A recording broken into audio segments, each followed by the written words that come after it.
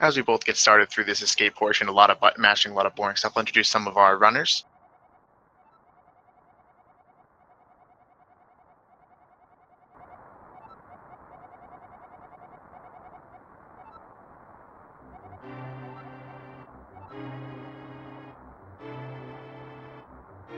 So second in his bucket with a win in his group, it's OhHeyItsDavid. He's sitting at a lovely 129 PB, pretty solid for the race. He has one win.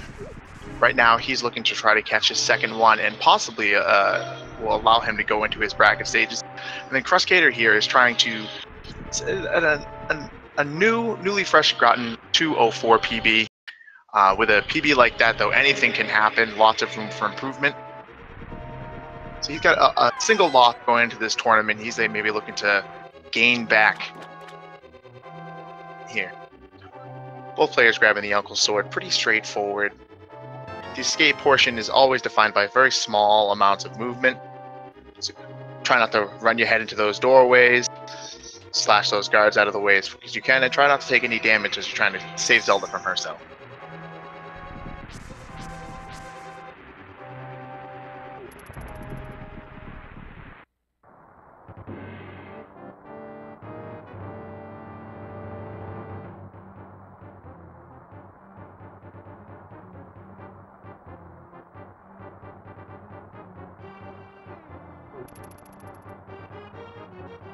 So far, some pretty clean movement from OhHeyItsDavid. Watching that party of guards getting out of there. You're the first guard kill room on your left here.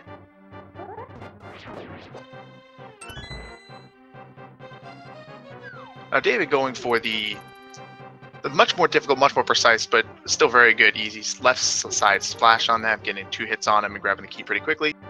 Krus is doing a pretty good strat on his own. Right slash is nothing to be angry about.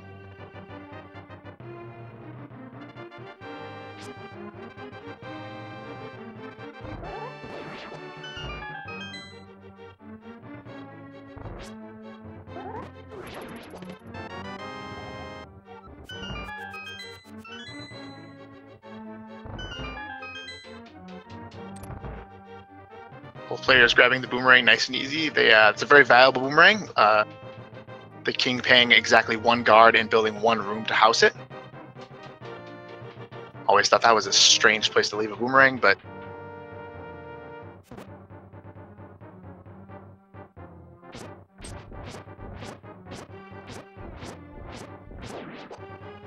a clean 9 slashes. And Krus going for the 8 slashes on the left side. Don't see that very often, but still very good.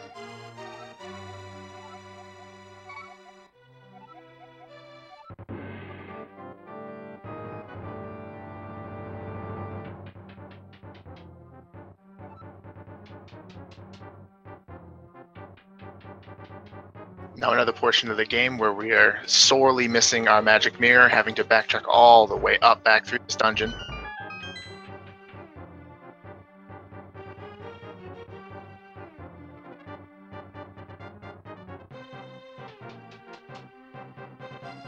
You got to think about those guards under the grass. It's more of your overtime duty guard, just try to get a little extra money for the family.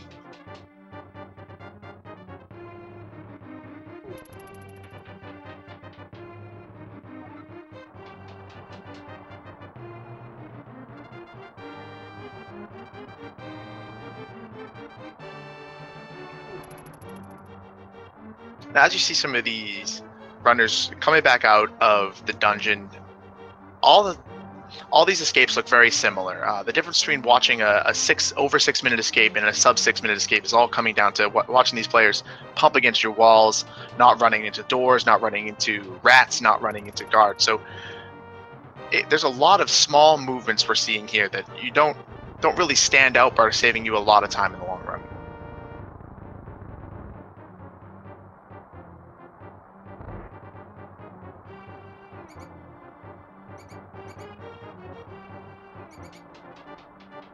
David coming up on some of this, the Snake RNG. Handles it pretty nicely, boomerangs the first and dodges the second one to not take any damage. Very clean movement.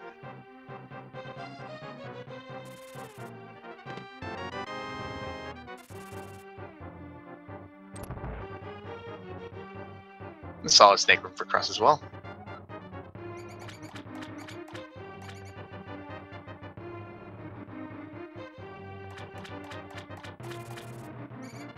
The dreaded key rat room. This rat could be anywhere with this key. Always starts in the bottom left, but get a pretty good RNG on that key rat.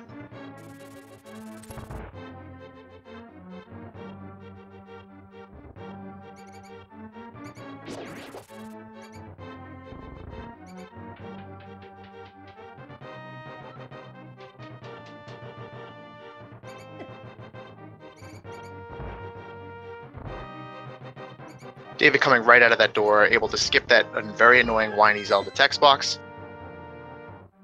And with a 553 escape is nothing to scoff at. It's a very, very good escape.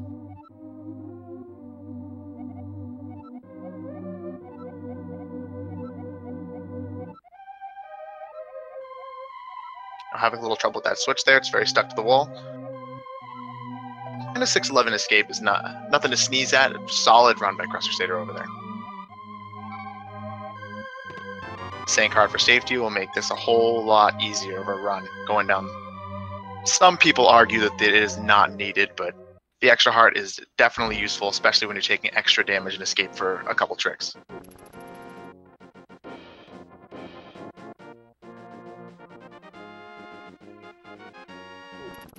Krus beating the true final boss of the game, that Sticky Priest, not getting stuck in those robes. And again, as we move into the Eastern Palace region, some pretty slow, boring movement without the boots. So it's all about just dodging Octrox, dodging guards, not walking into rocks. And as I've stated before early, so a bit of a difference in the time between these two runners. We have a 129 on David's side and a 206 on Krus's side. Yet again, there's lots of improvements and lots of places where people can take deaths and have some issues. So never count people out until we see the big pig dead.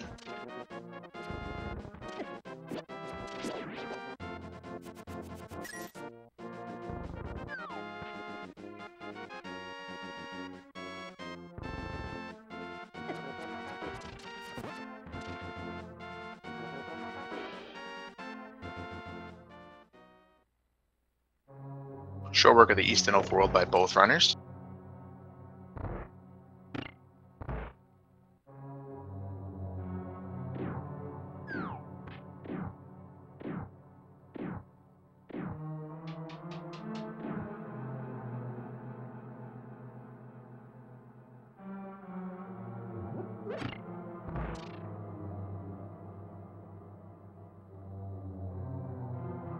Pretty straightforward couple of rooms. Dave coming into the odd skeleton room. We're able to throw these pots at these invisible skeletons. They're already pre-spawned, but there's certain floor tiles that will spawn them if you walk over them. So if you do as he did, grab the right pot, come down the center, kill the guy on the right, grab the left pot, kill the guy on the left. You should be able to get out of that room pretty clean. Krus choosing to go for that 100 rupees early there, that is pretty free. Sometimes people use that to set up to get an extra bottle as a safety early in the run from the bottle vendor, so we'll see what he does with that extra rupees.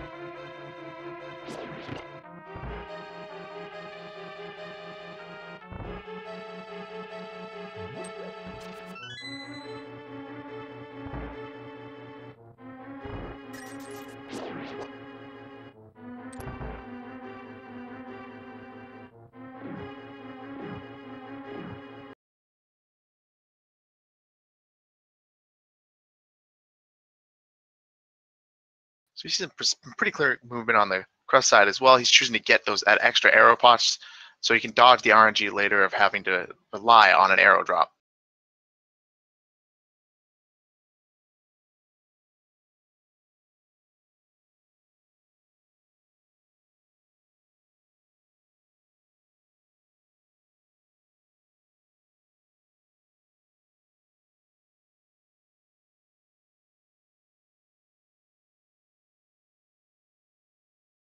Probably not prudent for Dave to be hanging out on that bridge right there, but then Krus hang out on him. So Krus is going to be coming into the dreaded big key skip here. Yeah, bumping into that Popo, using the invincibility frames to get in there and not have to kill all these enemies in this room. A really good strat, but Going low on hearts can be pretty scary, especially coming up later in the dungeon where those big greenies do 1 heart of damage.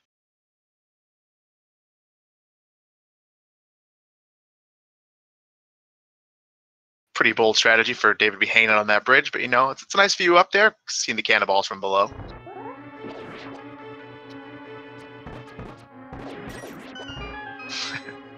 Here's Dave used a little unknown glitch. He just teleported from the bridge to the Armos room.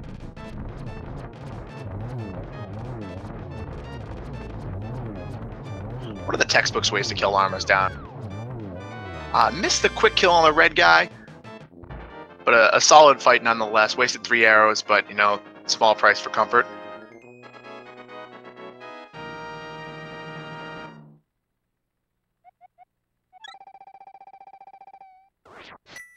Out of there with 1104.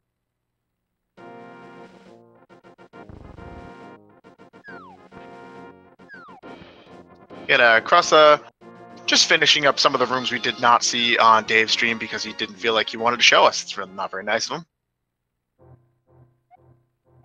David giving the pep talk to Sashla. We'll see if he goes for tree rupees or to use rob the rupees from the back of his hut. I think a runner of Dave's Caliber will probably end up using the tree rupees, so he should be all set, especially with that 20 rupee he dropped to get earlier.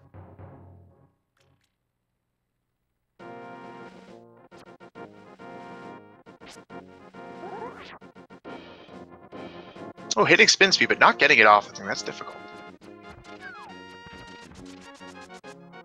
Krus showing us a little fast forward movement into almost like an Ice Armor strat. A little different, but definitely works. Makes pretty short work of the Armos Knights and showing us a nifty little backup strat. Now that we've got the boots on David's side, getting around the overworld is tremendously easier. You're not walking around, you're not bumping into guards, no one's fleecing you for money. So Dave's going to go over there and get the book, something to open up Desert Palace for it, making some nice clean movement around those guards.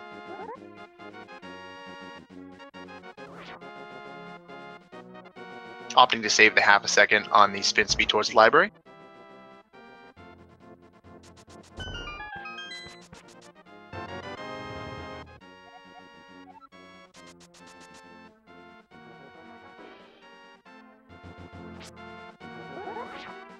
Two for 2 on library spin speed. That'll validate a run.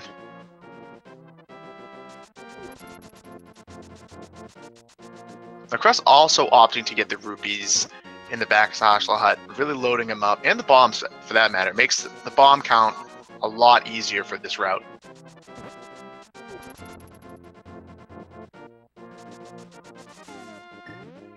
Oh, you gotta love the book buffer there. You never want to either dash in that water because it wastes a ton of time, and it also just don't want to bonk those bushes. I've done it 1,000 times. Krus taking the scenic route out of Eastern, the little known path.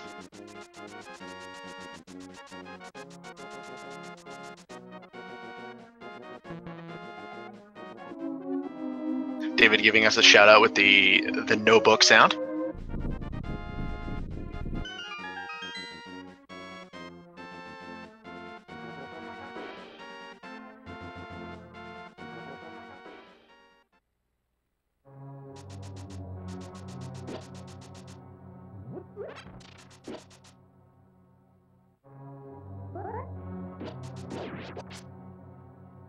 Krus nailing the spin speed first try there.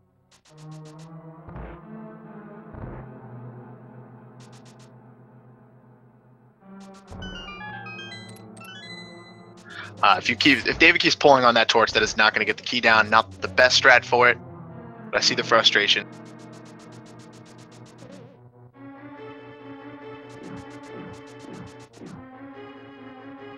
Now, one of the cooler parts about having these runners have PBs that are so far apart is that listen, we can watch a Link to the Past stream. We're going to see the optimal strats a lot of the times, but you do get to see some of the newer players looking to pick the game up. If you look at some of the things that Krus is doing, he is taking those free early rupees from Eastern and using it to get a bottle and a net early. Now, if you're afraid of all the nasty monsters that you can find out the Desert Palace, especially Landmolas, can be a pain. Some of the Igors can be a pain. And especially the trip up to Hera with all the randomness in those rocks. Getting these items right here can definitely help smooth, because one of the worst things that can happen to you is taking deaths. So Krus is going to make his run a much smoother, taking the time out now. And there are definitely many different points you can get these safeties, so this is the time that works comfortable for him, and hopefully he's had some experience using them, and it should help smooth out his run a bit. Now he's getting backtrack on the regular NMG route. He's going to end up going back to desert, the long walk.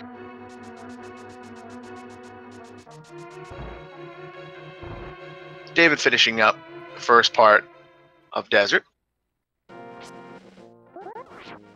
Whew, doing a very scary spin speed there. The pause buffer makes it a little easier, but if you touch that slope with a little toe, you are going down. Krus also opting to use his newfound net to go pick up some fairies. If you're ever short of a fairy or looking to, hang out with the Fae in Hyrule, there's a good spot for him.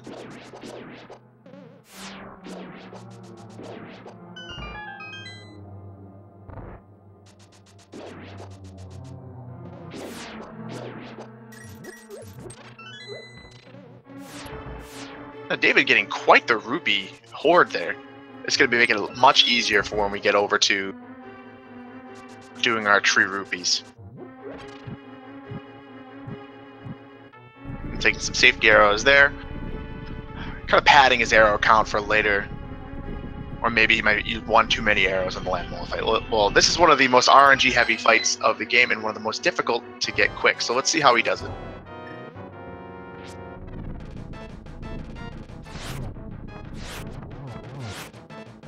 A decent first cycle. East landmole needs 8 arrow hits.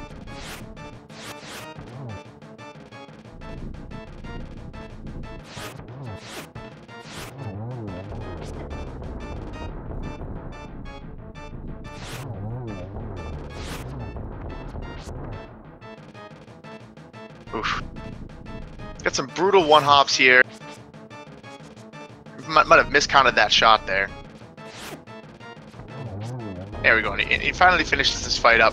What a very annoying fight to have to try to do fast. One of the major issues you see a lot of runners doing is that they'll fire an arrow. If you miss, that thing is taking a long sail into the wall. And if there's an arrow on the screen anywhere that's not in the air, you can't shoot another arrow, so you're just kind of stuck doing those slashes for half damage.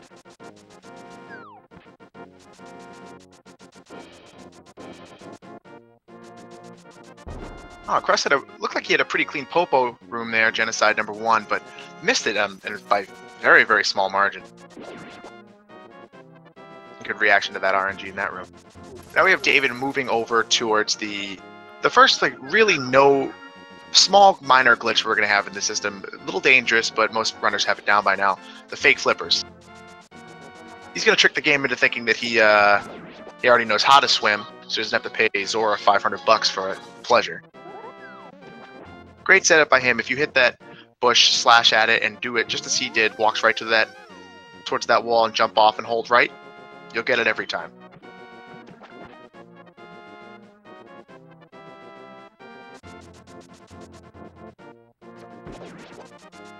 Here's a new strat that I've seen a little more for this tournament. Some people dash up over that greenie. The next arrow right to the head, if you have a decent arrow count, will help out. Everyone's favorite old man who's just been staring at a wall.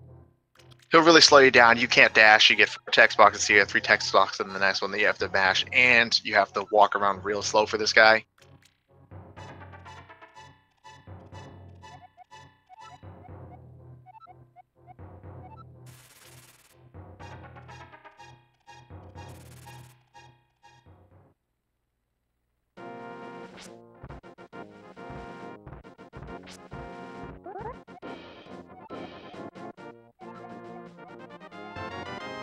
I was like, David doing a nice fun fact you have. If you're walking with the old man, you hold your sword out, you're afraid of those squirrels, you can just poke them out of the way. Walking with your sword out is just as fast with the old man as if it is not. Get a little trolley by the sky cabbages. Hera's a dangerous place. Looks like he's out of the thick of it, and he gets to go into Hera with 3 hearts. Not great, but solid. Using that mirror buffer, just barely missing the quick warp on that.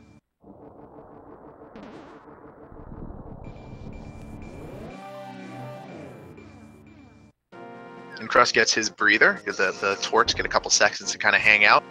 And now he gets to try his luck with the Lenmo lottery.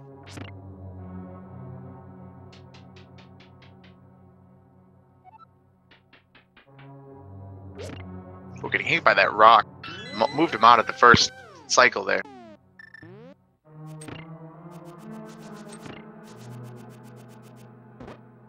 David nailing a very nice looking boom dash there.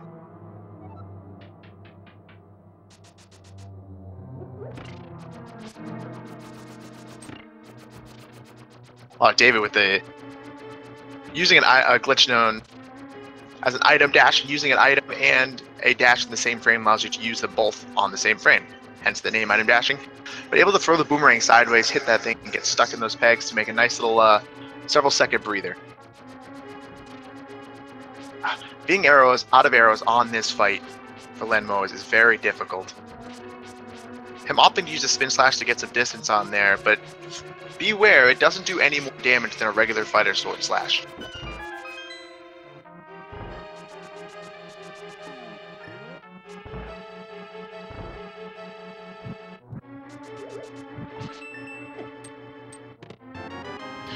And Lenmo's is down, getting him his second pendant, and then he gets to try his luck with the lottery.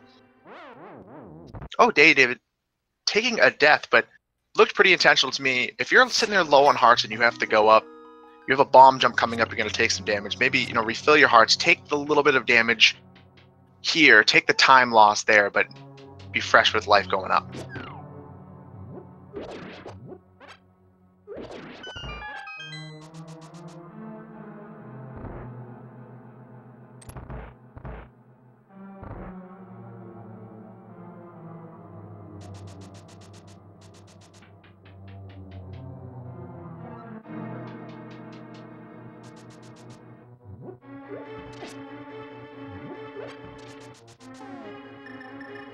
Now we get a nice bomb jump coming up. David said that that Moldorm trying to get in on the party.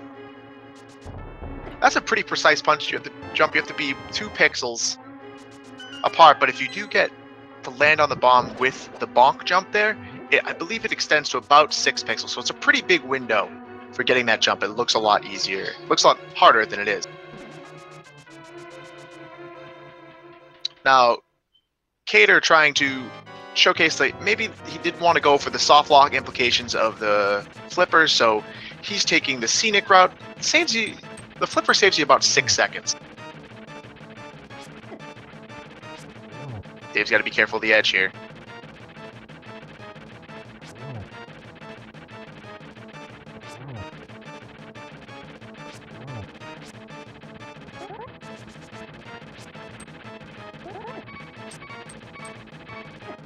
Oh no!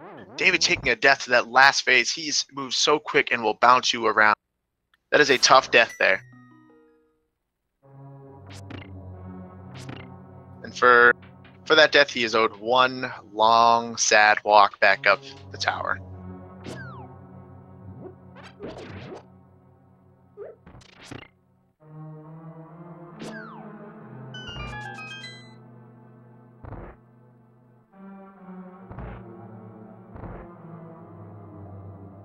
That's a tough death to take in some of your PB runs because it's so early in the run. It gets you a little frustrating. Well, the meat and potatoes of the run is when you get to your Dark World. So taking a death here is difficult on PB attempts. But hopefully he'll shake it off, get back up there, and show Moldorm who's the king of this tower.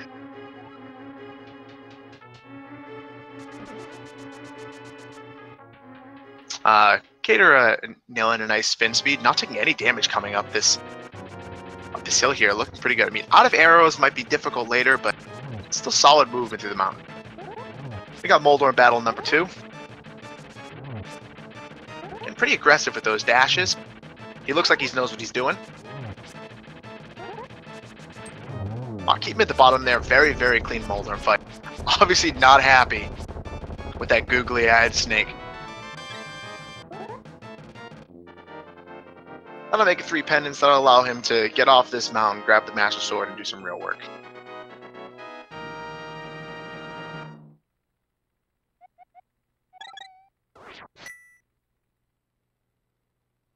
KrusKader getting a nice boom dash as well. If that death wasn't enough, that squirrel getting in the way of this spin speed. Always obnoxious.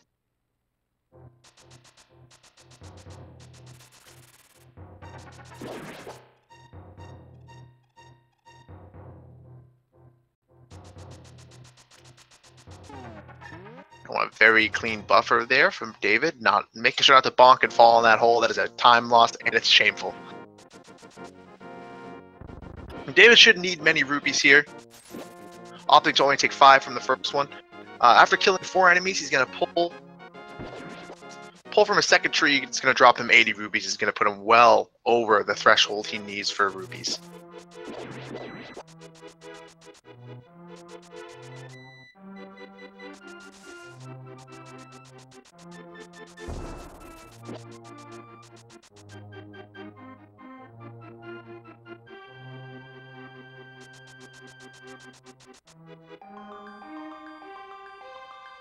And a solid pull on that Master Sword from downtown. Look like a 26, roughly 26-28 Master Sword pull. There's nothing to scoff with the death to Moldorm. Meanwhile, Krus finally getting to move up the tower here.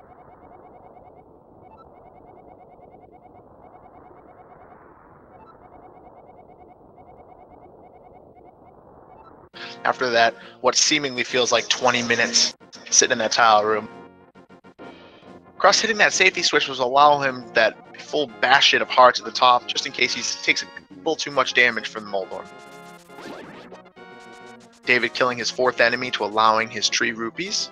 Will be skipping the mushroom, so no safeties so far on this run for David.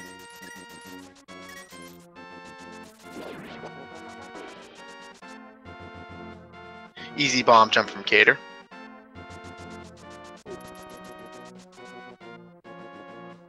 Now David is going to be moving into Aghanim's Tower. This is I think one of my personal favorite sections of the game. I know a lot of people like it. A lot of these rooms are a lot of fun to do when you're doing optimally backup strats.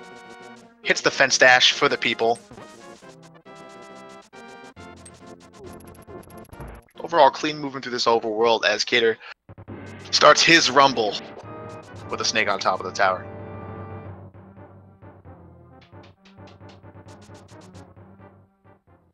Waiting to jump down, he doesn't want to get trolled by getting popped back up. You can get soft lock doing that, so it's a pretty good safe strat to be having. Let's see what strat David goes for in our opening room here at Aghanim's Tower.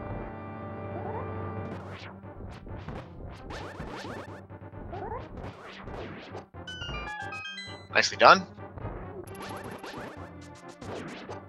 Very clean blue guard room. By dashing through them, they do not drop, and so do not drop their items, which allows them to not progress the prize pack, which will be very important for later in the game.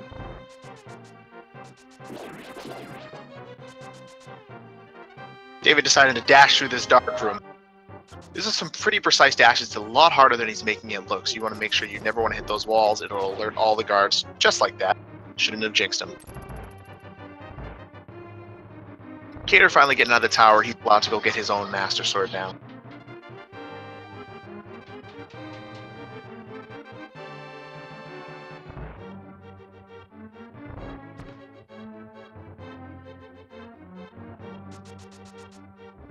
David not going the risky way through that room.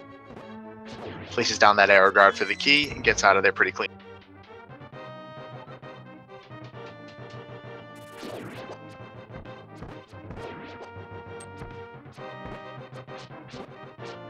Choosing to preserve that one last arrow for him.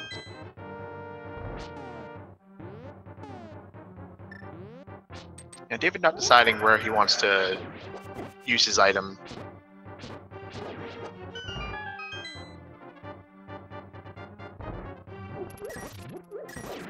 Dave getting the good RNG, but missing the boomerang on that key.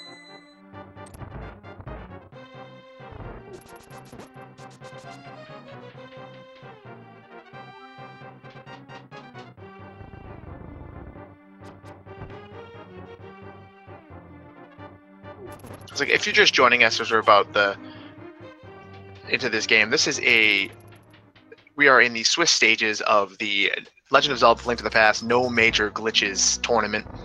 There's no save quit allowed here. We are in the group stages. All of our runners are facing off to secure 2 wins to get themselves into a nice bracket stage.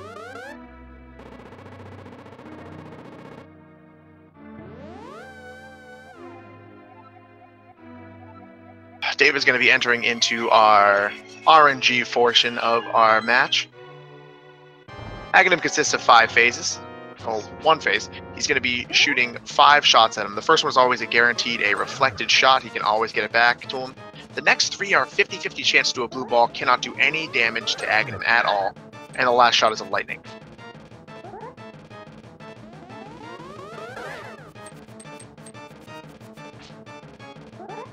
And yes, Ham, I misspoke. Not Swiss forces, we are in group stages.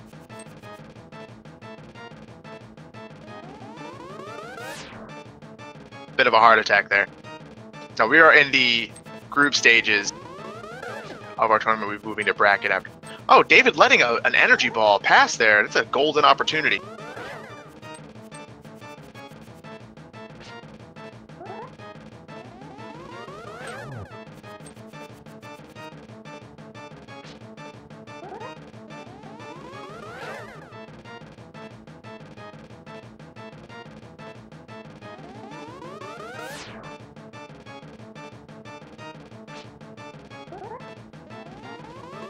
Gus is now making his way to Aghanim's tower. We'll see what kind of strats he employs.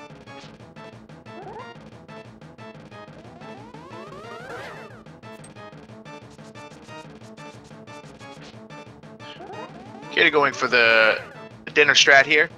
Calling these guards to the bottom here. Giving them a quick double spin and making short work of them. A couple seconds difference, but much safer and much better without arrows. Choosing not to preserve the prize pack there. That spin slash on those 2 blue guards is a solid way to get things done.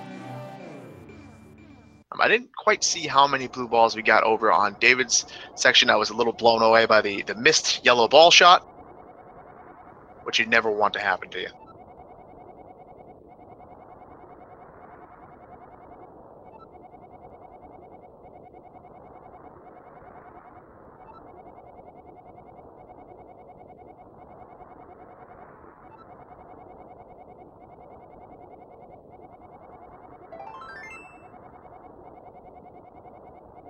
So after this long-winded speech from Sahasrahla through the void, we are getting started with our Dark World portion of our race. This is where things start to get a little dangerous. Everything in the Dark World hits 2 to 3 times harder than anything in the Light World. And the difficulty and the damage scales quickly. So taking a couple hits from a couple enemies here will spell disaster. So David's got to be extra careful going in here, trying to save as much damage as possible. Especially with his low heart count.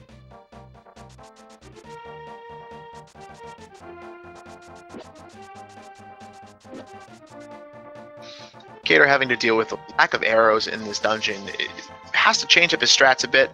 Gets a nice double spin on the red guards. That's a difficult room to do. Made it look nice and clean. Red guard in the way. Meanwhile, Kiki fleecing David down for 110 hard-earned rupees to open up Palace of Darkness. Good clean movement there. If you get hit with Kiki, he runs away. You have to go back, give him more money. Never fun.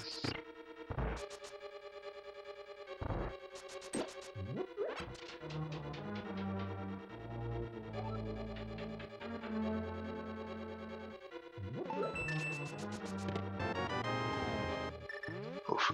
KrusKader's got to be careful. He is going into the Aghanim fight with just 1 heart. And having to redo this dungeon could be costly.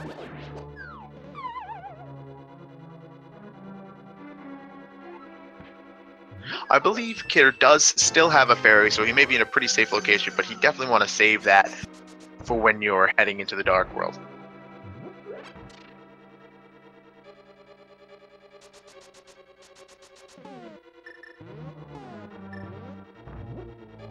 Meanwhile, David is showcasing the absolute power of the magic mirror, not having to backtrack to this dungeon over and over and over again.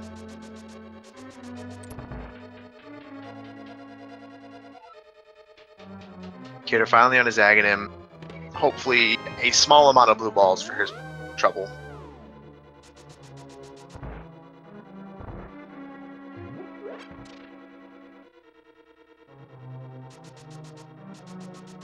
David heading to the exciting portion of our Palace of Darkness for the Hammer Yump. This is going to require him to place a bomb on a pixel perfect Y location, and also have to have Link standing on a Y location, and make sure he's close enough to the bomb so he can get over this gap. Let's see how he does.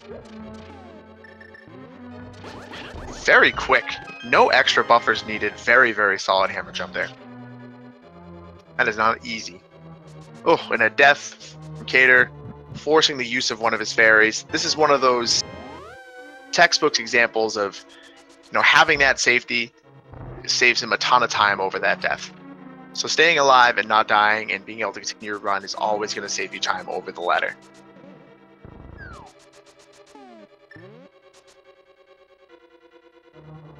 And 3 blue balls on the side, on KrusKader's side.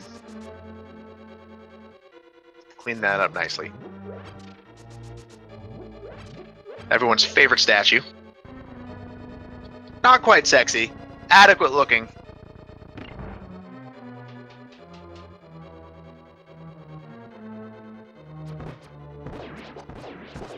Textbook mimics there. Get it, padding his arrow count with that safety there. So he doesn't come out of this room with no arrows. I like the idea in a race setting.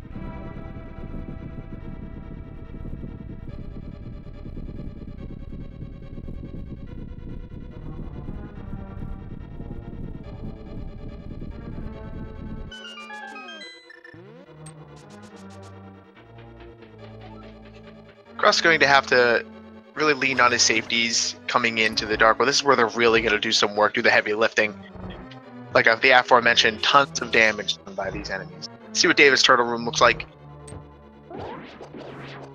Textbook clean answer to these turtles. Very solid pod.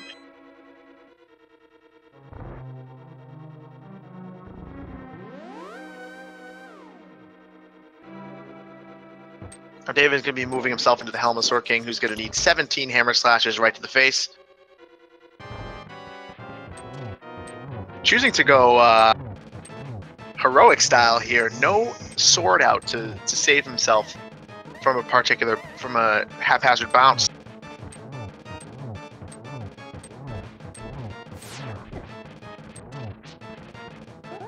Going for hammer strats. That is a very small window.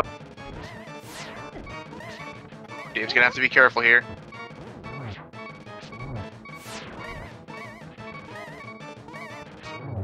Whew. Dave really scaring the audience there. Getting a couple hits and getting the bad RNG on the tail swipe fireball combo twice in a row and coming out alive on that. That's a pretty impressive feat. He slowed down, took some breaths and took him out. Solid race. Solid fight, rather.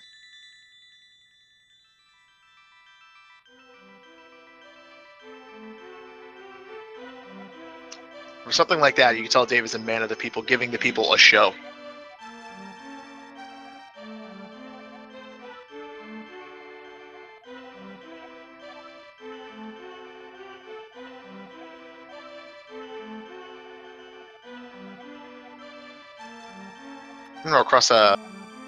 KrusKader is padding his bomb count, making sure he has all that he needs for this dungeon.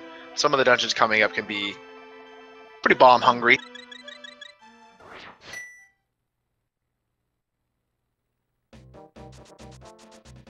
Now David walking into one of the longer overworld sections of the game, roughly about 3 minutes to hightail yourself over to get yourself a flute and get up to Kakariko to get the thieves down. Along the way, all of these enemies do 2 to 3 hearts of damage, especially this murder dactyl he's coming up on, so he has to be careful. You cannot get lax in these portions of the game.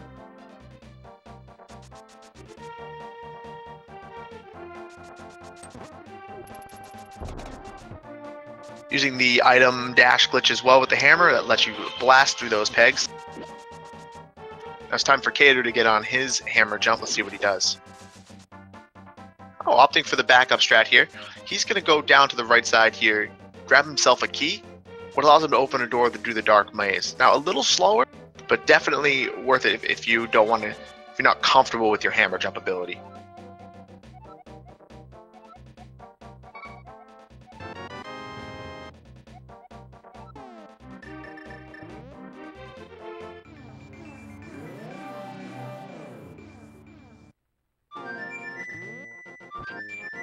Dave doing a little bit of RNG manipulation with that second dig. By RNG manipulation, I mean just missing the dig spot.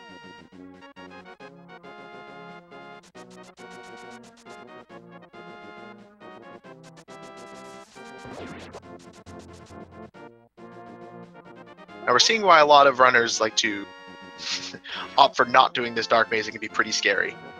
David trying to get past the fastest guard in Hyrule. Link is the fastest guard in Hyrule now.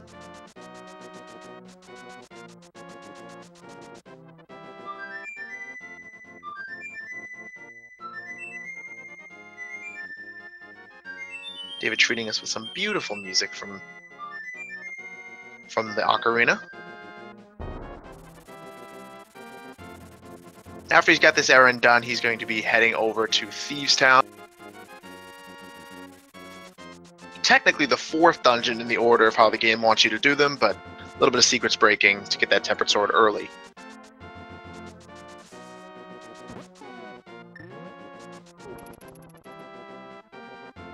KrusKader showing the use of those hearts in that pot for a little bit of safety for this. He does not have his fairy, so he's going to have to be a little careful as he goes into the basement of pot. Nailing the quip work on David's side.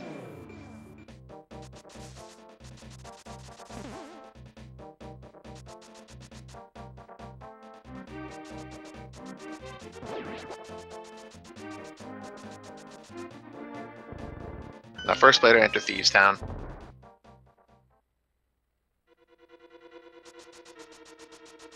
There's a lot of ways to take damage in this round as well, so you're still going to have to be careful. Still rocking green mail for the whole race. Narrowly dodging that fireball. Whew.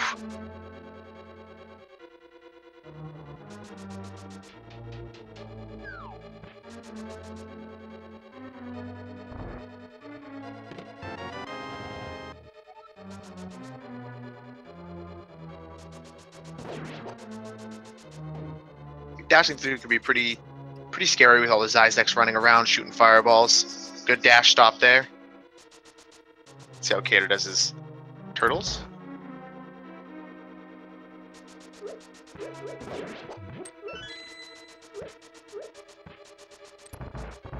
Bit of a safe turtle room, but gets some action.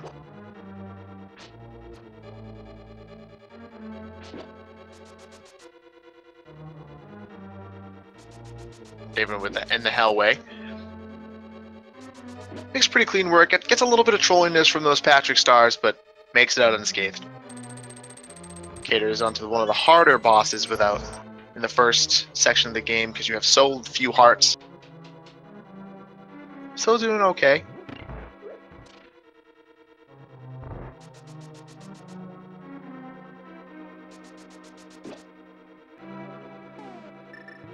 Oh, David trying to use some of those arrows. Oh no, taking a death to Helmstar. That is not cheap right now. The second fairy will help him out here. After this, he is going to be out of them. When he pins you into the corner like that, it's very difficult to turn up. Getting Helmstar down in a very scary match.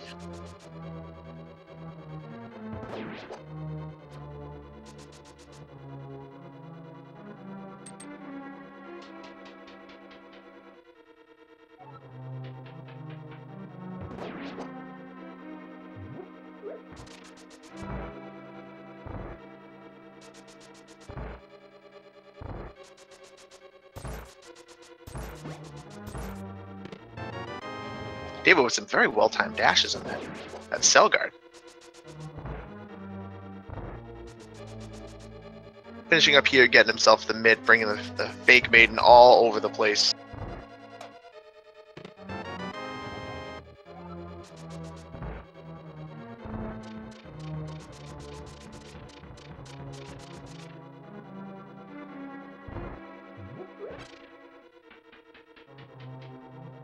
Now, as we come up onto the blind fight on David's stage, I know, as many of you know, this is a completely scripted fight. The first phase of this, you can get all 9 of your hits that you're required by following a very specific pattern. It's a totally different story if you go off the rails, so let's see how he does.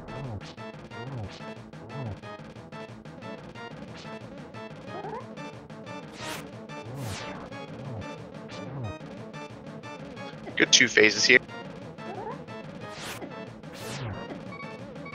Looking a little dicey. Oh no, taking a death. This is what could show you how difficult that fight can be, going off script like that. Taking that hit late in the early in the third phase. Now he's going towards a totally unscripted fight in a very random blind.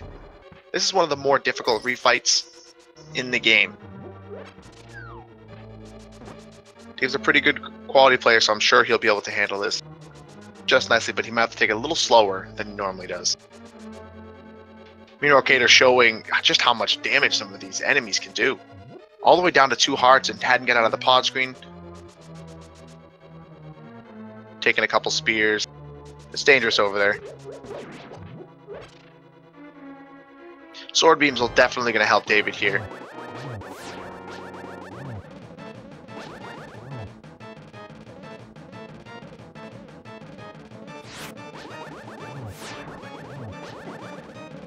A lot of sword beams. Now he's got to get into melee range. The 3-headed monster here.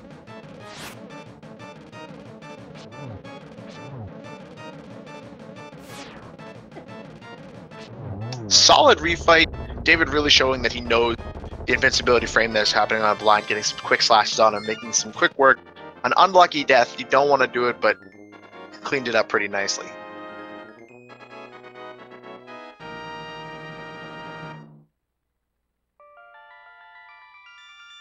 Meanwhile, KrusKader's on his way to activate his flute and try to get by Mr. Bolt. He's got to watch out here because the same bolt does do 1 heart of damage, so walking into that spear could get him down.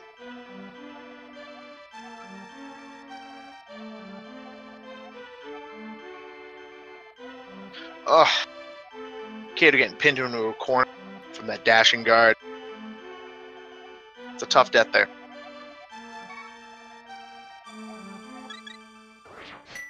So right now he's getting his 2nd crystal in the Dark Dungeon. In the Dark World, KrusKader still sitting on his 1st. Choosing to utilize the same fairy pit north of Link's house to get himself some fairies to safety him up for the rest of this run.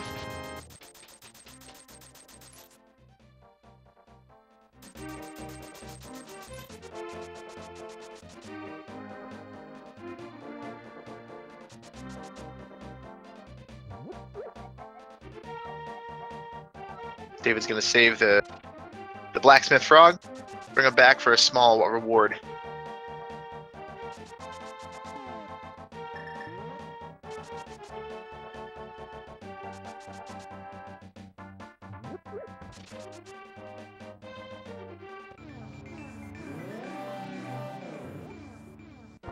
This time, KrusKader opting to use spin speed makes a nice, quick, easy run through of our red guard.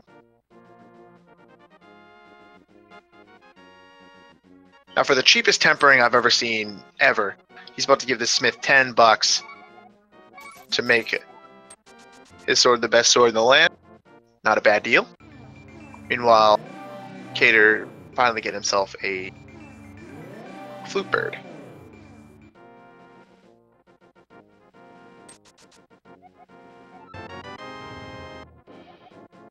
Now, David will be decked out. This is what he'll need for the rest of the game. He will not get any more equipment upgrades when it comes to sword shield or tempered. So as you can tell for the rest of this thing, he is going to need to really be careful about taking damage. Going for the fence dash, just barely missing it. Meanwhile, KrusKader showcasing yet another one of the safeties that we could take as a newer runner. Right after you get the flute, you can get yourself up over to get the magic powder. The magic powder is very, very useful because it turns all anti-fairies and bunny beams into fairies,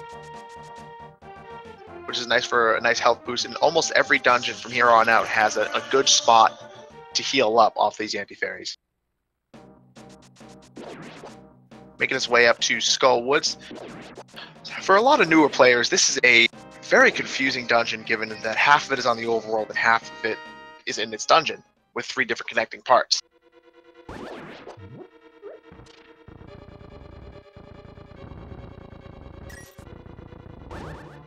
Dave getting a bit... Usually you can get up there without those mummies getting you, but sometimes they just have a mind of their own and like to bother you and see what links up to them.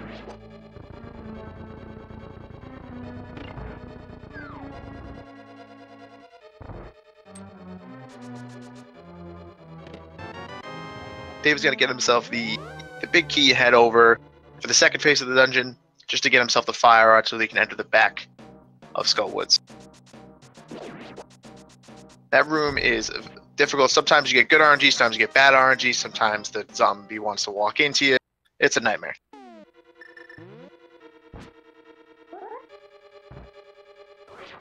Another bomb jump on David's screen, very similar to the Hera bomb jump. Utilizing a nice tactic here, but he's going to fall, take some damage, get some invincibility frame so he can walk right through this ropa. Here, KrusKader, still in full health, running through Thieves Town. Some good movement.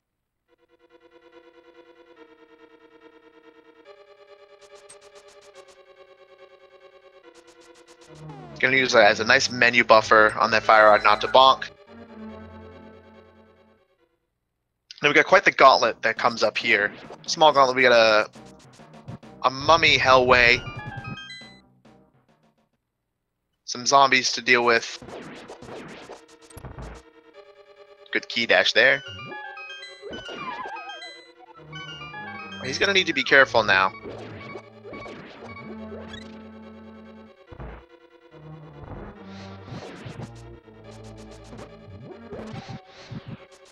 Decided to go for the optimal strat here and making it look pretty easy.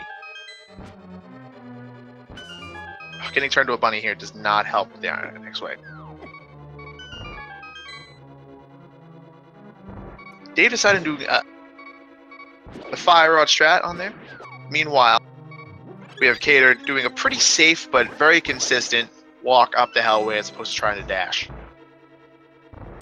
Now David wasting the fairy drop there off the helm. So that is the same price pack as a enemy who wanted later.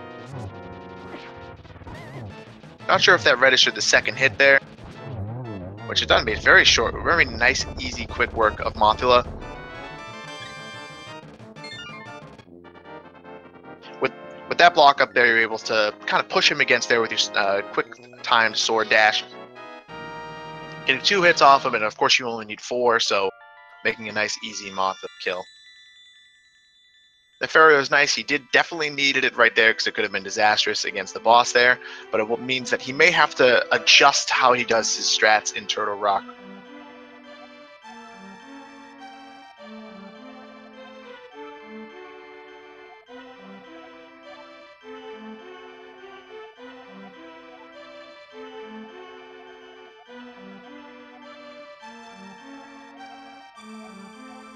KrusKader getting himself down into the basement to rescue the maiden who's not feeling the different maiden, as was pointed out in chat.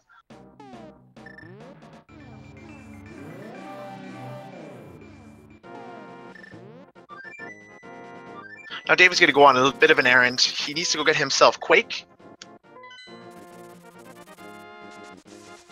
and Flippers to get himself into Ice Path.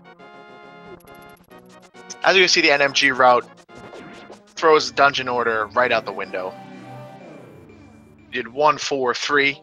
We're going to go up to dungeon number 5 after this. Make our way back down to 2, then to 6, then to 7.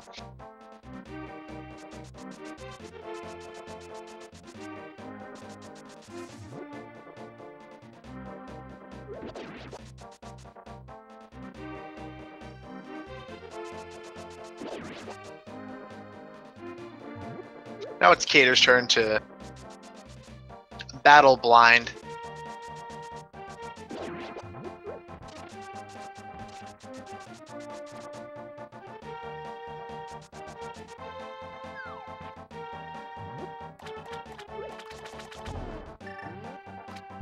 A little bit off script for Kader.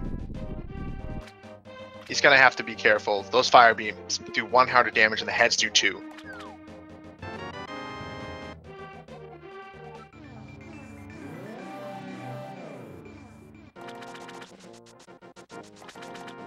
Oh, Kader taking a shot. Good thing he does have those fairies, so it'll make this a little easier.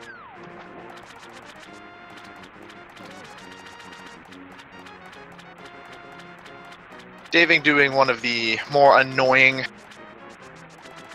overworlds in the game. All this water keeps you so nice and slow, so optimizing your movement will save a ton of time here.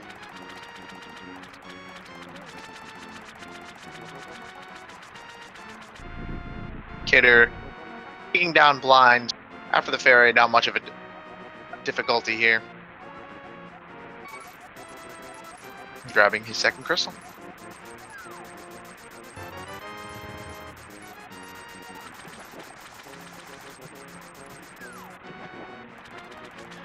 Now that David's errands are all over, he's going to head himself all the way down to Ice Palace,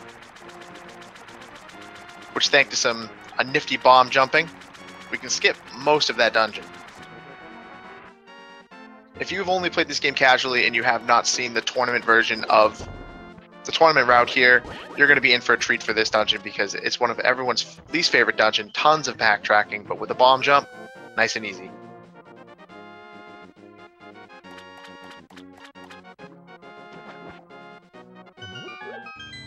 Nailing the quick warp.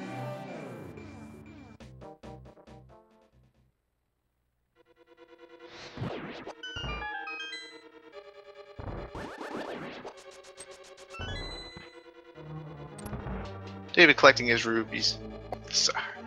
KrusKader, rather, collecting his rubies for his errands later. Grabbing his tempered sword so he can go make some short work, I'm sure, of Mothula.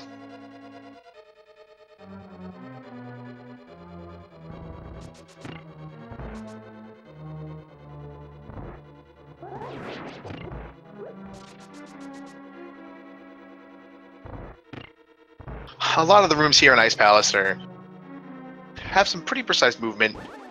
Trying to get a double bomb in this room. He wants to blow that hole down and also get that switch to set up for his bomb jump.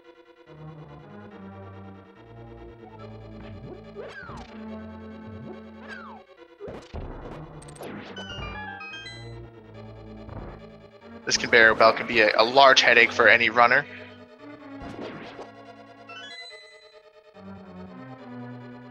And Kader on our right. We'll move to the bomb jump on the left side here. A really nice dash setup, a very nice turn there. Very efficient bomb jump. That bomb jump will help him not have to backtrack this entire dungeon. Very solid on David's part. But on Kader's side here, showcasing yet another one of the safeties that you can get as a runner. The half magic. It allows your magic consumption a lot easier. Magic management is going to be a lot easier in Ice Palace for sure, which allows you to use the fire rod on the boss. And it'll be a lot easier in our Mire portion and our Turtle Rock portion for sure.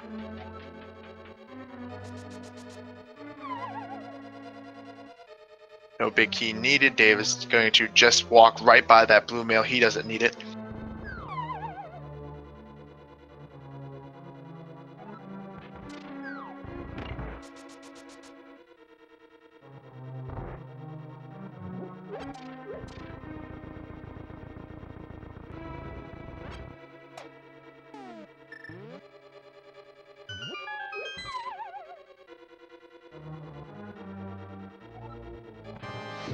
Alright, and we're moving on to the dreaded Colstair fight.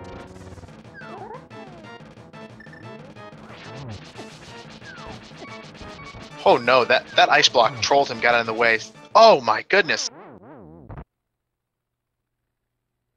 Whew, that is a tough loss for David there. That happens to be one of the largest deaths that you can take in the game. Now, without enough magic, you can't really go back and kill. So you either have to farm these greenies here, and if you don't get a magic drop, no magic drop for him, so he's going to continue to farm.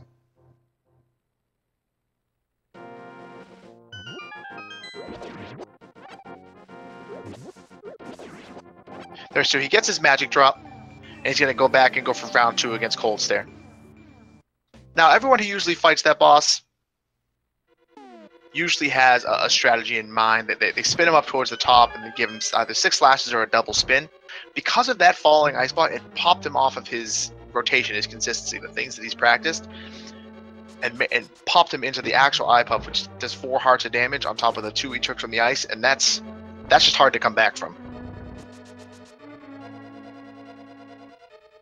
David, after that long run, he's going to have to take a whole long run back.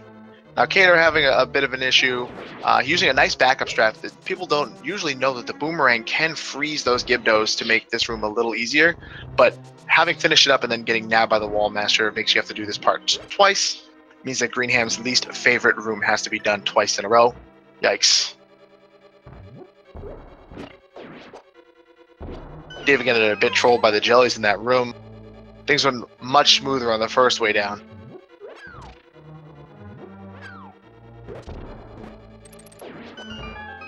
Getting a nice 4 bomb drop. The skeletons only have bombs in their prize pack, making that nice and easy.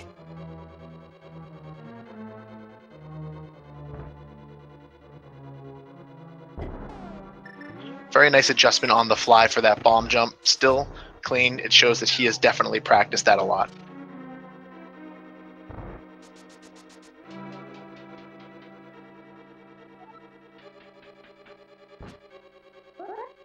KrusKader making sure his bomb placement is absolutely perfect, getting himself a fire rod. Opting to utilize the mirror instead of taking the damage from that hole, probably smart giving his low life count.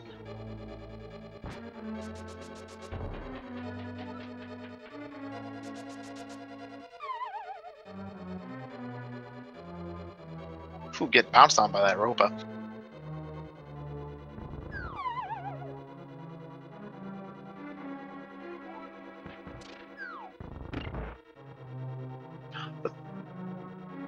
KrusKader, unfortunately, running into there. Those fairies have been doing overtime on his run, really helping him stay in these dungeons.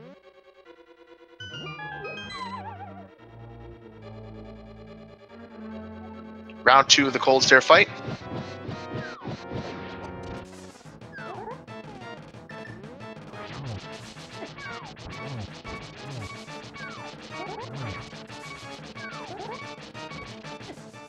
Oh my goodness. Cold Stare has out for him today. That is tough to see. He's got some pretty unfortunate ice bounces there.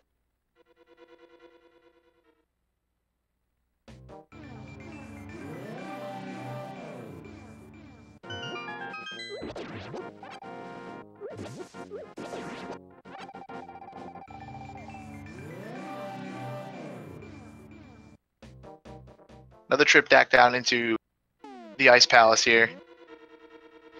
3rd time's a charm, for sure.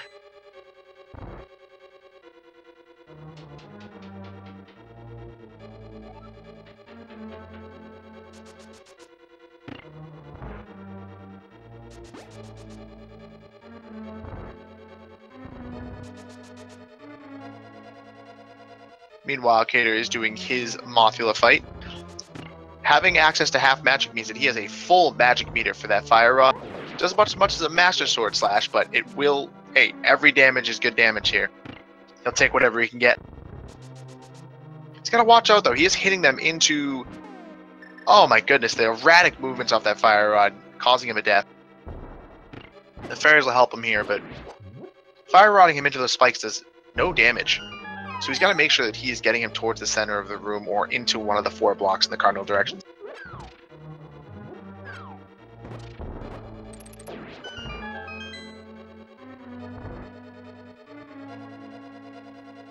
Mothula finally down for him on 1 heart left. I'm not sure of his fairy count, so that could have been very close.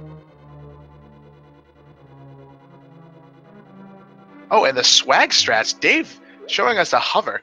Don't see that very often in the middle of a match, but I think that he is just sick of using bombs on that bomb jump.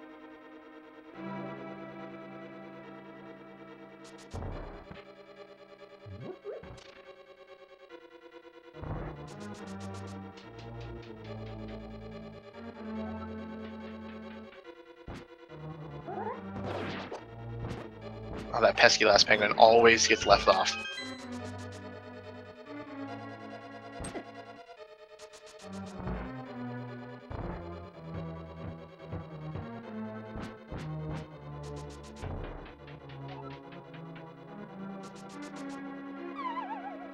Now it's time for KrusKader to go on his little fetch quests. Get himself a medallion and some new footwear.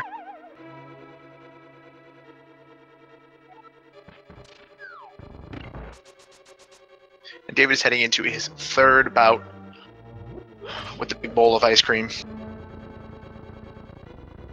we can scoop this guy out. KrusKader choosing to go for the ice rod here. You can pretty much route this in whenever you want. It's an interesting time, but no time like the present, I guess.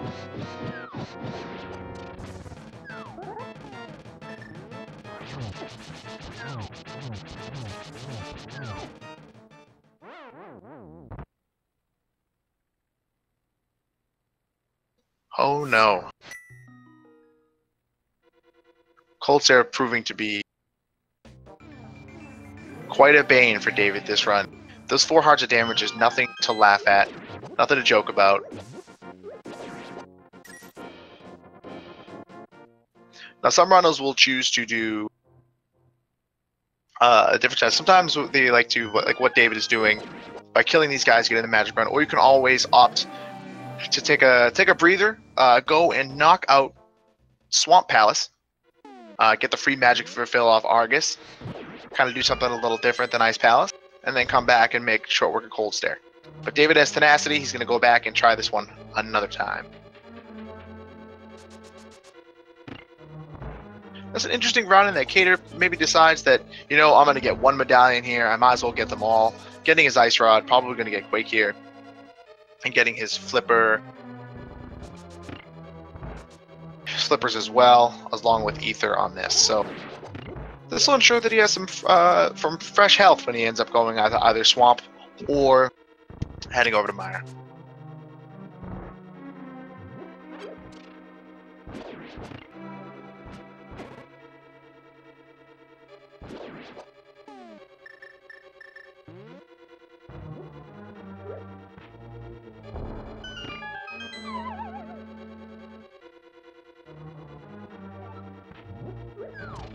Utilizing a nice dash to get that bird nice and quick. KrusKader does have to remember that he is going to need Flippers here.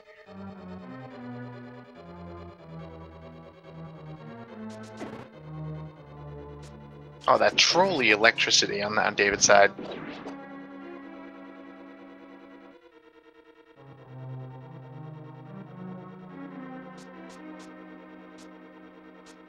Very consistent hover by David's spot. Showing the people how it's done.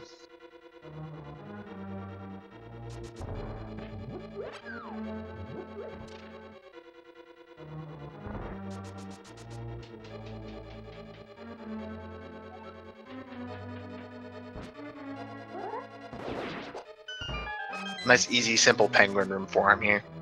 As KrusKader finishes up his errands, heading up to the Quake Catfish.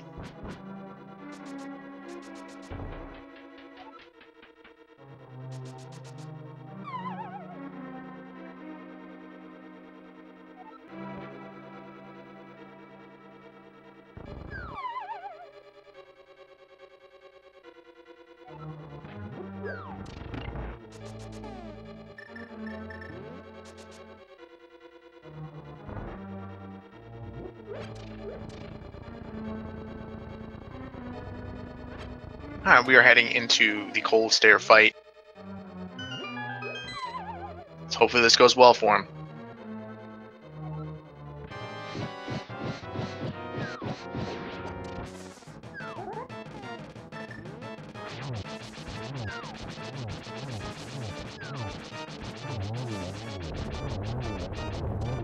Dave with a first try kill on Cold Stare. Nothing to see here.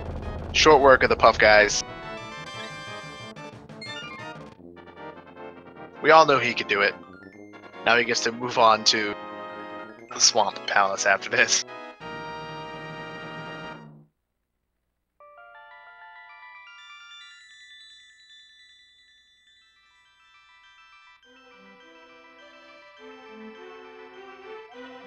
Now we get to see KrusKader, who gets to have his attempt in Ice Palace coming up after he's out of the wet and wild Zora's domain. And Cold Stare easy every time.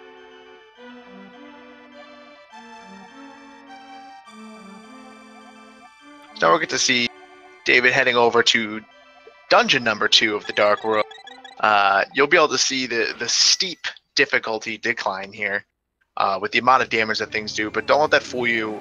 A lot of these enemies in here will nickel and dime you until you get beaten up by the final boss. So a lot of time you can lose just trudging through water in Swamp Palace. So it's up to each runner to kind of maximize their movement, making sure they're moving clean, try not to get hit as much to really save as much time as possible here.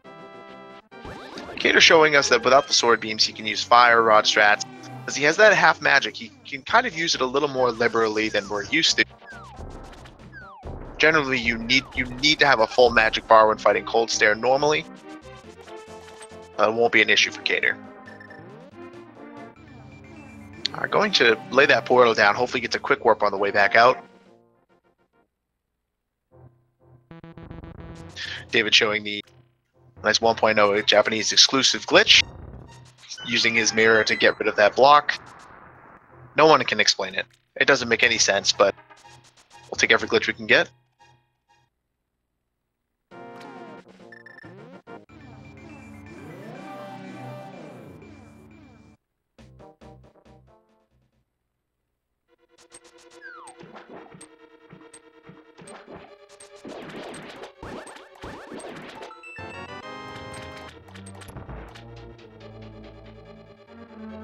KrusKader really wanted that bomb drop there, rather.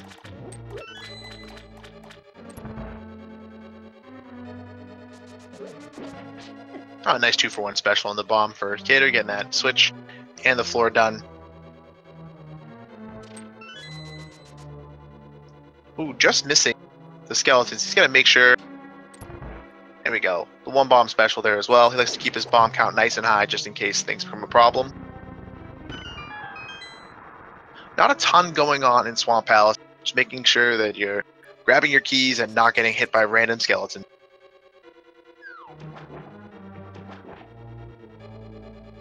See how KrusKader handles his bomb jump.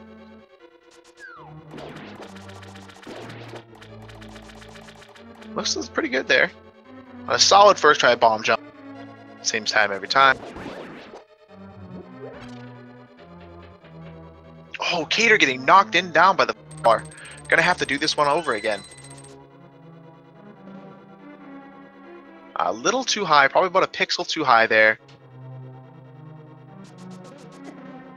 Choosing to take a death and using his fairy to get a little life back so he can actually attempt this bomb jump again. That's one of the worst things that could happen. If you get hit by that random fire bar, or you could cut a little too close to a wall and fall, then have to redo that bomb jump.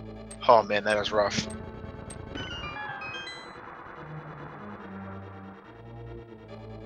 Yet again, it looks like it was maybe a pixel too high there.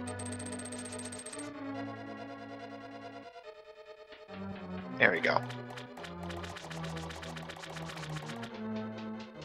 Get a heart refill off that pot, and then he makes his way out of that sad fire bar room.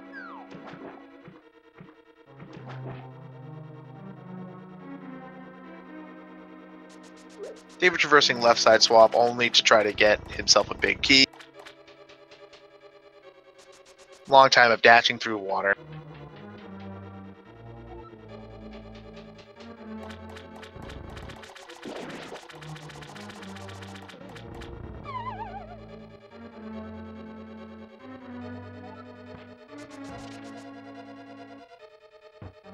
A very cool hammer dash on David's side to save little time but it always looks flashy.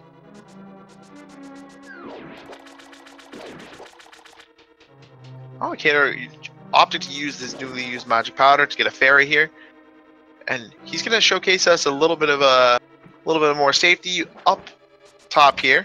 You can go upstairs and drop down and grab yourself some fairies. So if you're ever looking to grab some fairies with a bottle and net as one of your safeties, this is one of the best places to do it.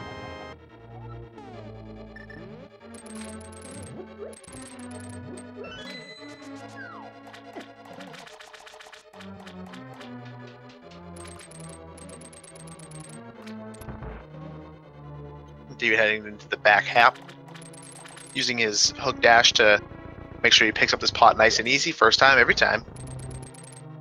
He's going to make his way down towards Argus, as KrusKader gets to have his first attempt at Colds there, and hopefully his only attempt. Let's see how he does.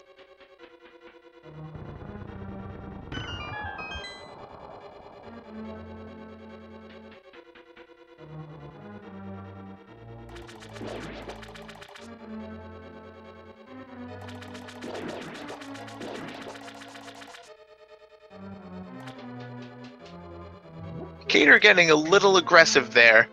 It looked a little dicey, but able to use his fire rod with that half magic. Made the Cold Stare fight look pretty good.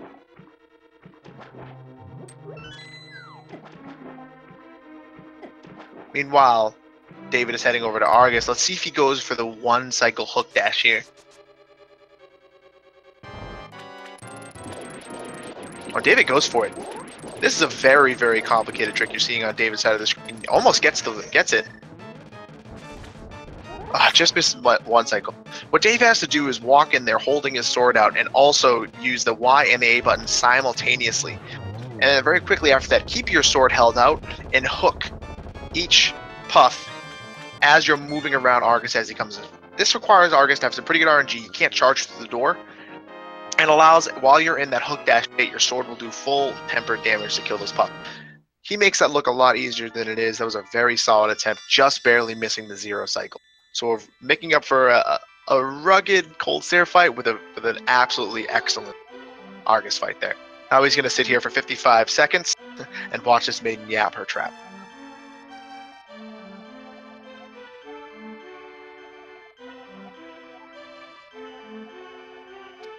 Now, KrusKader choosing to go over to Meyer, a bit of an interesting strategy. I haven't seen someone do swamp out of order like this before, but I mean, if this is what he is comfortable with, then by all means. Let's just hope he doesn't forget that he still has swamp on the docket.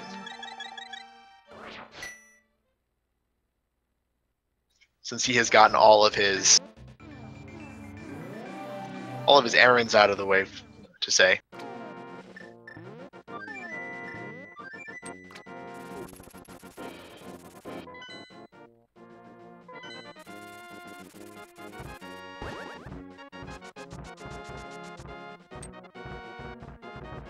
Oh, this is actually I apologize for that. This is something I am not as familiar with the gold sword route, as my fearless NMG runners in chat have pointed out to me. Doing the Mire first does allow you to get the gold sword, making swamp a whole lot easier. It's much faster to get the crystals 5 and crystal 6 done right now.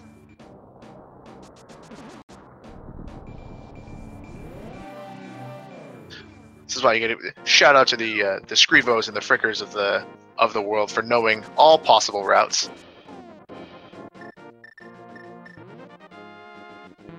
And again, utilizing that powder to make some nice fairy for himself. This can be a very scary dungeon. Even the bomb slugs do 4 hearts of damage, so it's always got to be on the lookout. You're kind of trolled by those fire snakes and the sparks. David getting his errands out of the way before Meyer. Still at full health, so still looking like we're gonna have a very nice looking Meyer 2 from him, hopefully.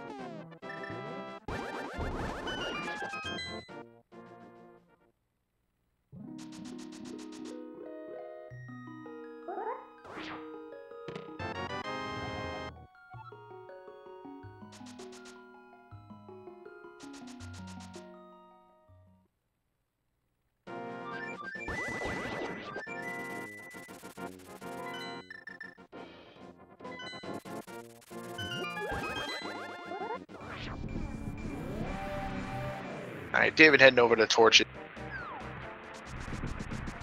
Sorry, KrusKader, rather, heading over to torches.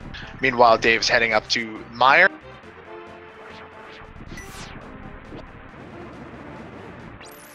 Here we go, we got a rather lengthy torches cutscene. This is the good spot to grab yourself a sip of water.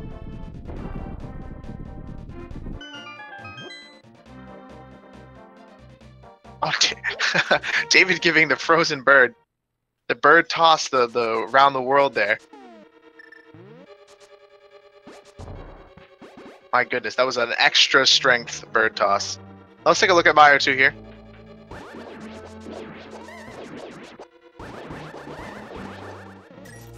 Ooh, doing a very pretty Meyer 2, just barely missing that whiz rope for the 0 cycle.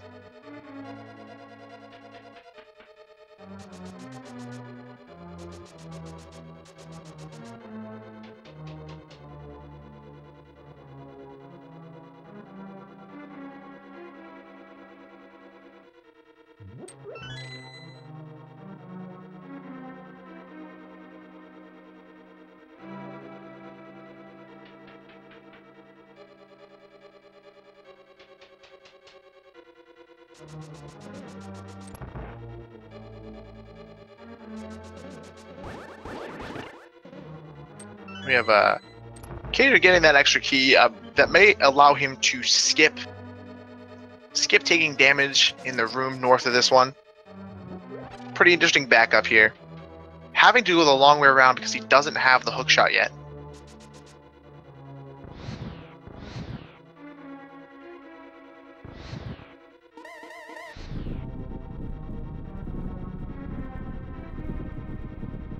Yeah, so KrusKader was able to skip that spike room that usually saves you about 3 or 4 hearts, 3 if done optimally, 4 or 5 if you get a little dicey.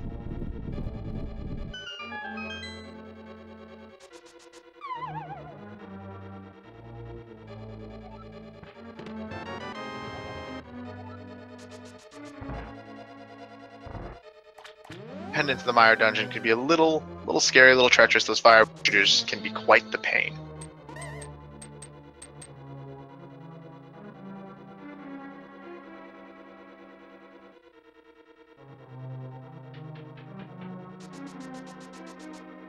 David choosing to take the spark gamble. Sometimes you can get around that dash without getting hit by that spark. Today was not that time.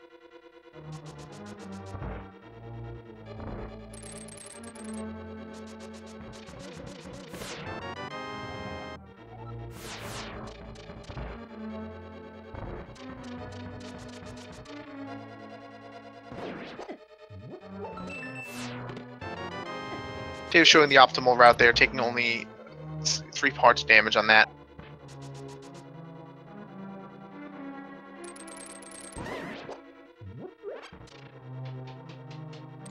Now, KrusKader heading into the Vitreous fight. This is a fight with a ton of damage output on these guys, so let's see how he does it. Going for the normal strat, taking damage in the goo, taking 1 heart, using the iframes to get some spins on these guys. He's got to be careful. Those getting hit by an eye will chunk you for 4 hearts. You got to watch out and try not to. Ooh, just absolute bravery standing in the face of that lightning.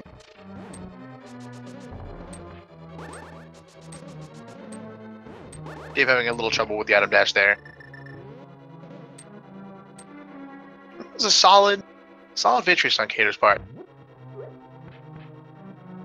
Using the strat didn't quite go as optimally as like it would, but he did not die.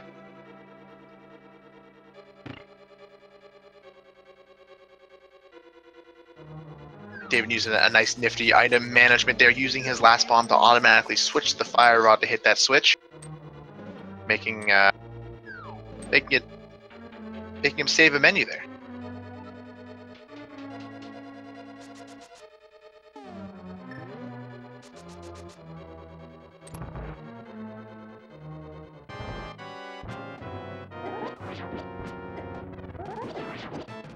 Optimally going for the 3 spins there.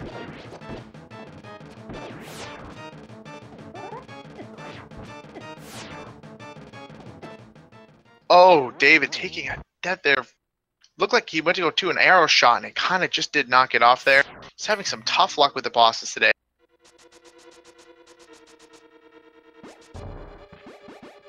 He still has a bit of a buffer on him. KrusKader still needs to do all of Swamp Palace.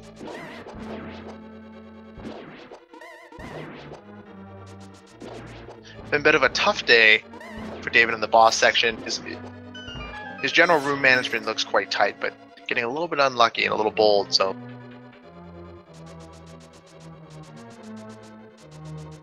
And after such a stellar Argus fight, don't expect that kind of thing to happen. Glad to know that David does know the faster way back here. Get it back to the basement, nice and easy.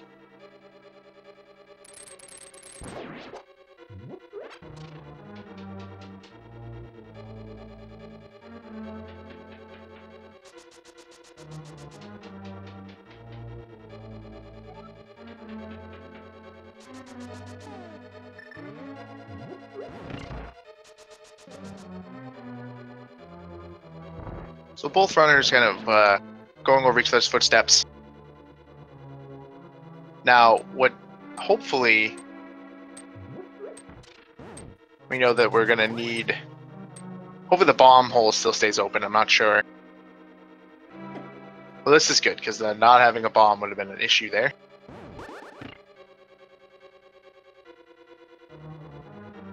Not sure if David, on his fight, was trying to preserve his arrow count. Instead of when going for sword slashes, but this is one of the fights that makes it very different. I know a lot of runners still cling to powder because of a fight like this. The Vitreous fight, the optimal strat does require you to take several hearts of damage, and David using a nice strategy of farming hearts off these globs here.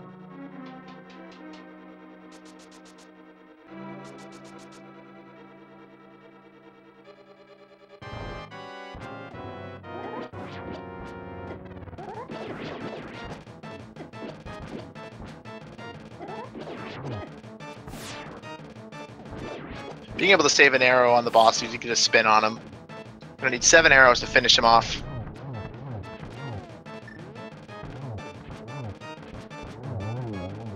Who didn't quite get that last arrow off as he switched to try to switch to the optimally switch to the mirror here.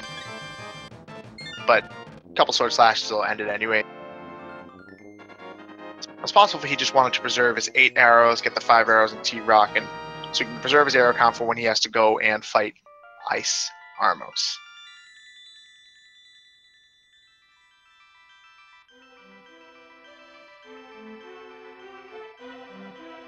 We get KrusKader on the right side, doing his long slog through Swamp Palace. Even the mirror cannot save you from all the backtracking you have to go in this dungeon.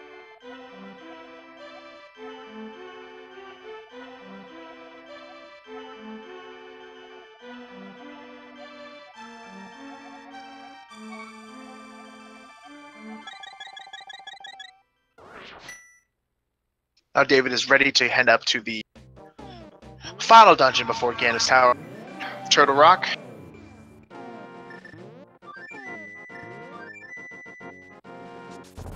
This place has a ton of ways that can kill you. Between rollers, chain chomps, pokies, fireball, the boss, lasers. To be good at this dungeon, you really got to put some practice in, and I know David has, so can't wait to see what he has in store for us.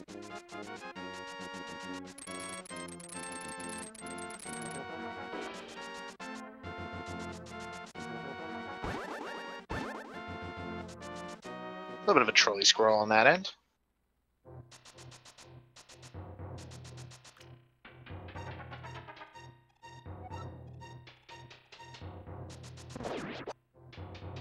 KrusKader making his way back out down.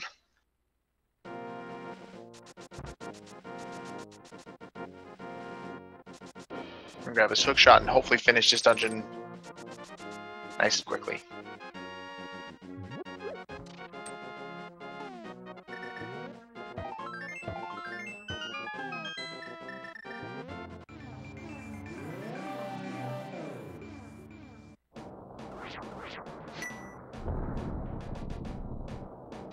And we got David finally opening up Turtle Rock.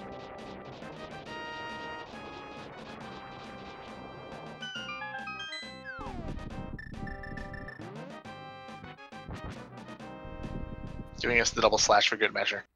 Let's see how he does.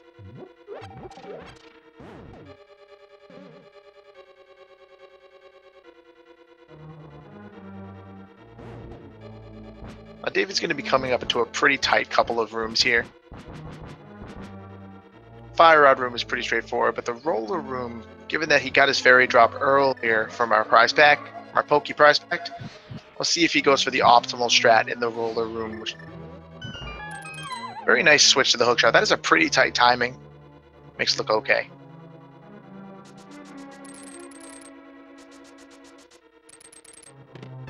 Looks like he is going to go for it. Just missing the final dash there, but it's pretty clean nonetheless.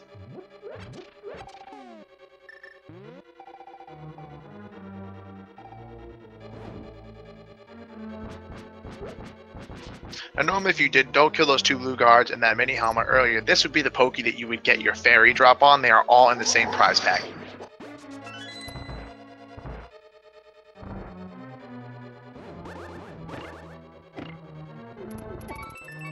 That Chomp coming paying for a visit. That room has a lot of tough RNG to it. KrusKader doing a nice simple, just a grab and slash strat. He's gonna have to be a little careful though. Alright, the old 2-spin should make quick work of him, and Argus is down, and he is ready to head himself up the Turtle Rock. David really showing how to manage his inventory here. Having the 13 arrows is the perfect amount of arrows he's going to need for when he has to go into Ganon's Tower.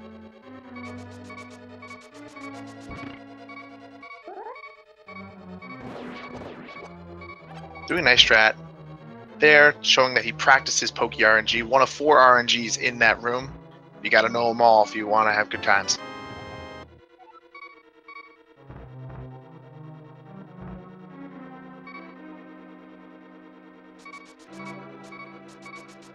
Hitting that switch to set up some nice pegs later on in the dungeon for some optimal strats. I'd like to speak for all of our watchers here that we really appreciate him being at 1 heart, giving us that nice beeping sound. I got a tough RNG here, especially at 1 heart with all that fireball shooter. This can be pretty difficult.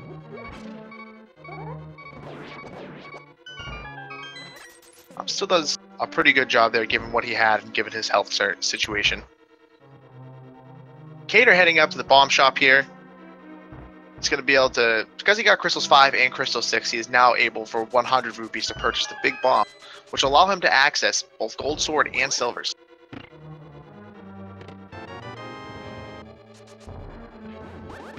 Oh, a nice bonk strat there by David.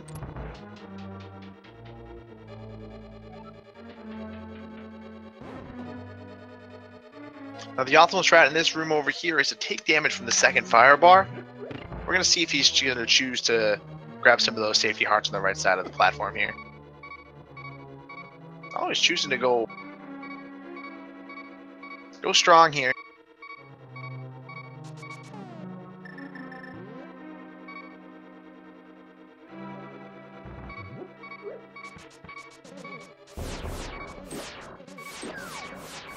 That's a very interesting strat. I wonder if he used those bombs to add to the lag count so we know he wasn't going to hit, or he's just trying to get rid of those bombs.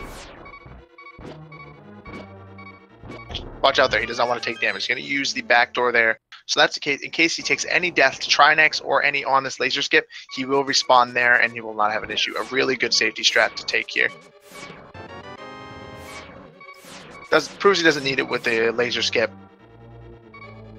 Some of the top runners here have a... Ooh. And good thing he did open that back door. But this will respawn with us half his life rounded down.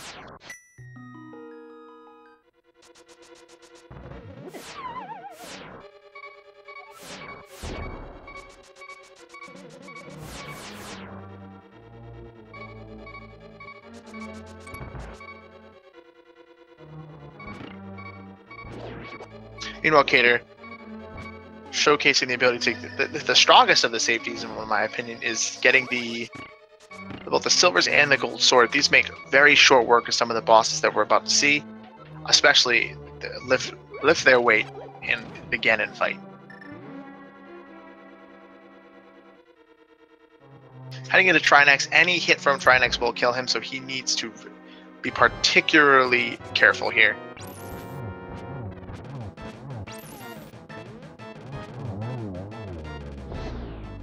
Oof. It was a very fast-moving right head there. It kind of came out of nowhere, took him down. Good thing he opened that back door.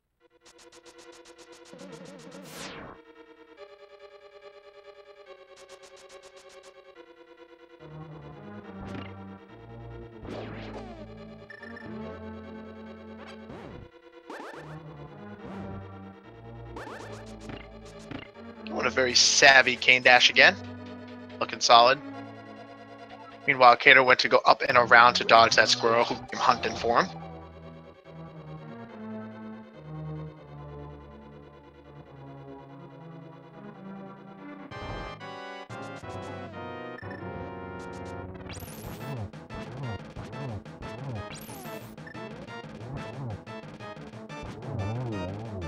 It looks like one of the head on the left kind of ate one of his inputs there, ate one of his hits.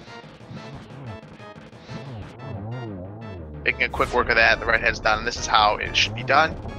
Now, Dave's going to be looking for a double spin on this head here to make a nice, easy kill here.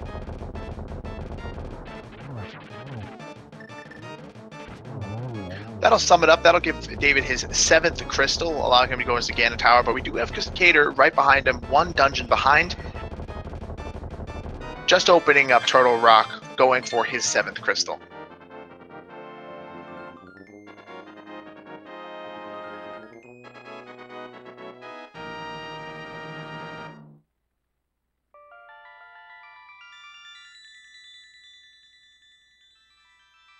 David gets to have a nice little chat with Zelda, and then proceed to go and trash on Ganon's house.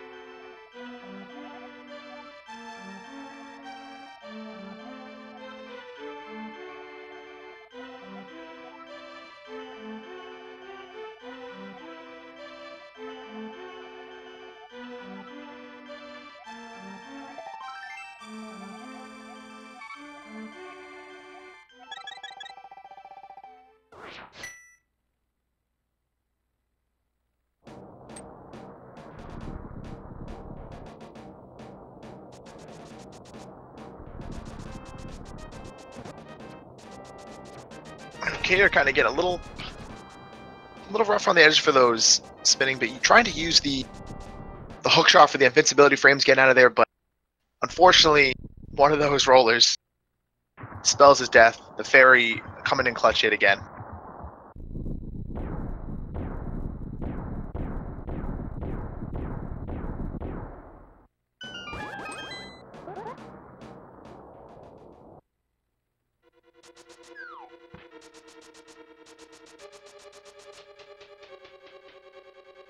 David hunting down his key off the end of Ice Harmos, so he's going to head down, skip that key there, which is the slowest of the 3 key options that you can get.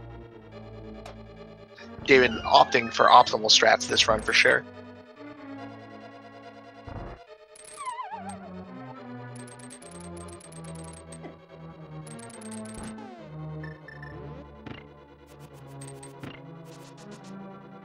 Oof. And another fairy coming in the clutch on KrusKader's side.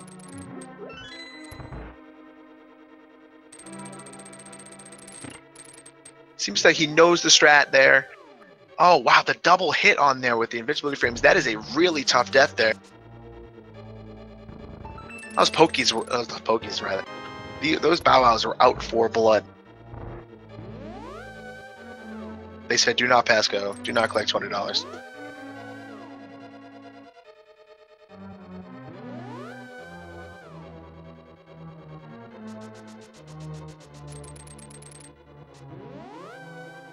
Just missing the bonk there, but trying to get the 5 hours, really padding his arrow count here. Let's hope KrusKader has a multi-do time here. There we go. Doesn't have to actually get the key. It was a good thing he got the key before then, or he'd have to do that room all over again, which is tough.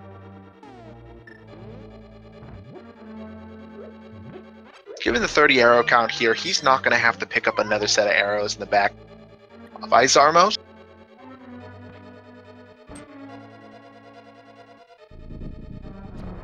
So he's all set for inventory management, really for the rest of the game.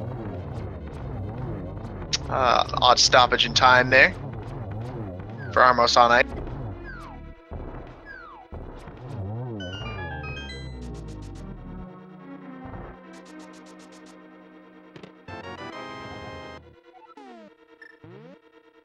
Still opting for the arrows, maybe to make it a safer gauntlet experience for him. KrusKader showing another nice spot to grab some berries.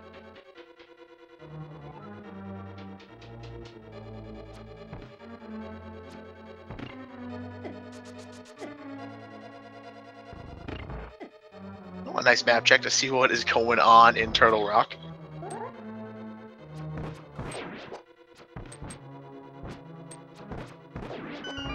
A bit of an oddly done, a little bit of a trolley Mimic room. Let's see how he does Mimic 2. A very solid Mimic 2 on David's side. Now we're going to be heading up into some spike rooms and then up into everyone's favorite gauntlet. A bit of a fancy center dash strat, and the timing it nicely so the dash down does not get you hurt.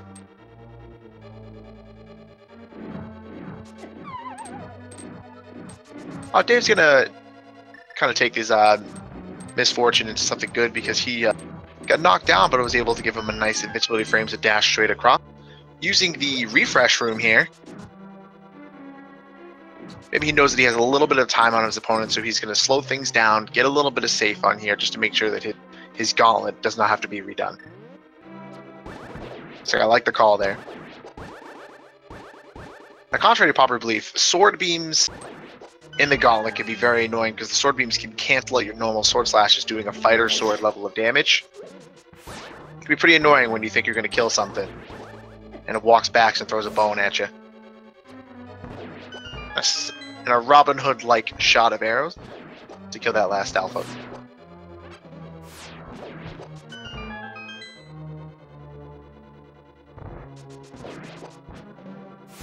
Nice Zizak 2 room.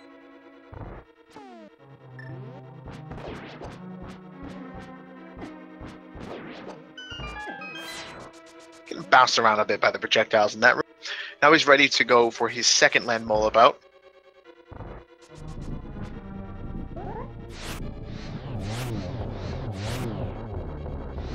Oh, a very nice zero cycle on those land molas. I'll see KrusKader, see if he can. It looks like he's a little hesitant about that dash. That's a very difficult thing to learn. You have a lot of spatial awareness as a newer runner, and he gets it second try. A solid attempt there.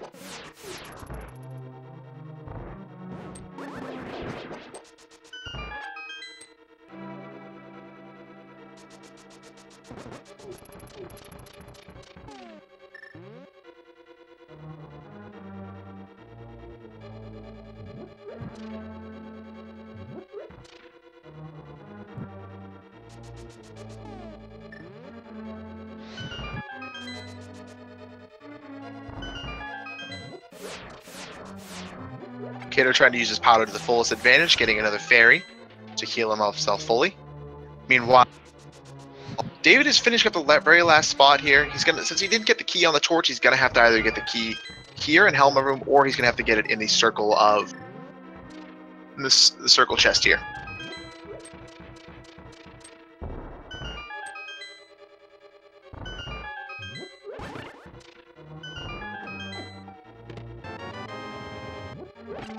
Looking a little rugged on that strat there, but got the key, got the free magic. Now it's KrusKader's turn to fight the three-headed monster. Ooh, David showing some nice hover strats. That definitely cuts some time off that fight. Doesn't have to deal with the trolliness and randomness of that fight. Take that every time. So KrusKader finishing up a pretty nice fight there. Buttersword makes that nice and easy. Let's see how David handles his RNG on his triple Aghanim fight.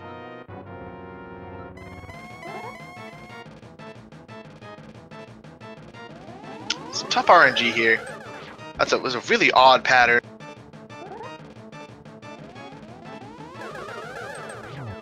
Getting one shot in the second fade. You got a nice line there. But yet again, another odd pattern. Makes the most of it, I guess. With another shot on him. Alright, makes work of Aga 2. He is down. The last thing standing between him and victory is the fight with the Big Bad Pig.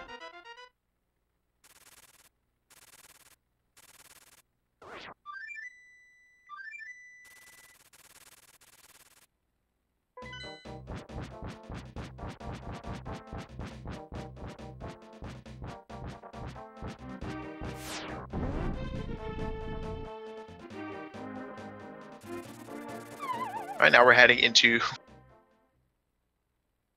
final Ganon fight. Now this is something that if someone does a really good Ganon fight, you know they put time. You do not just stumble into a good Ganon fight. So I know David has been putting practice in, so let's see how he does.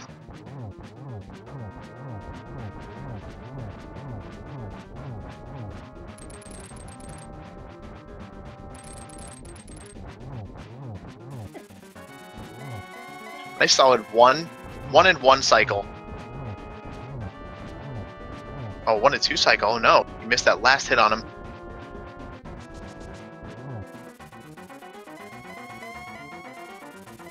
So now we're in the third cycle. Now, Ganon can warp as many times as he wants. He can be as trolly and as annoying as he wants. And given how David's run's going, it does not surprise me the amount of warps he's getting.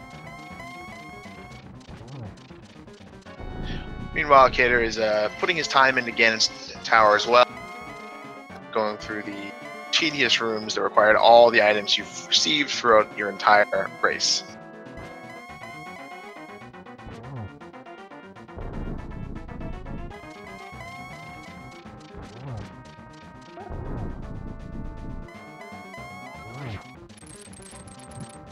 Get a fourth phase. We're definitely going to want to hit this torch glitch.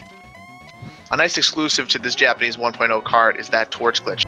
You get that before the that second torch goes out. If you relight that first torch, it means that second torch will never go out, saving a significant amount of magic here and allowing you to use nice fire strats. Optimally, you want to get 3 spins on Ganon in between each phase, and it looks like he's been putting in his work and he knows how to do this pretty well.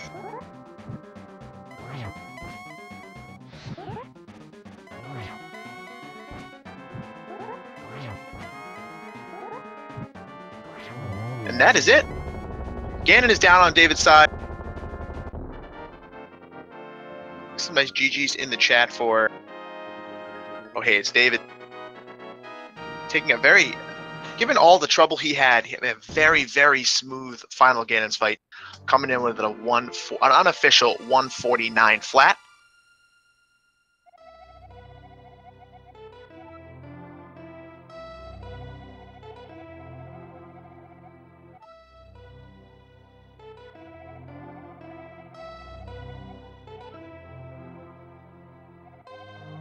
All in all, given a couple stumbles going on in that race, he took a couple deaths, a couple of pretty long deaths here, but the rest of his game was quite solid. Executed a lot of the rooms quite nicely. His routing was good, especially when it comes to his pathing and everything, like not getting hit by enemies, knowing what the strategies of each room did really, really well. Just some of his bosses didn't go his way, so.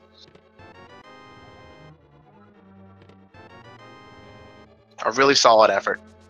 KrusKader now, meanwhile, finishing up, going for the final safety, going to end up getting himself a red mail. Now, it's a pretty small time loss going to get it, but it does make the Ganon fight and the whole tower here much, much easier to manage.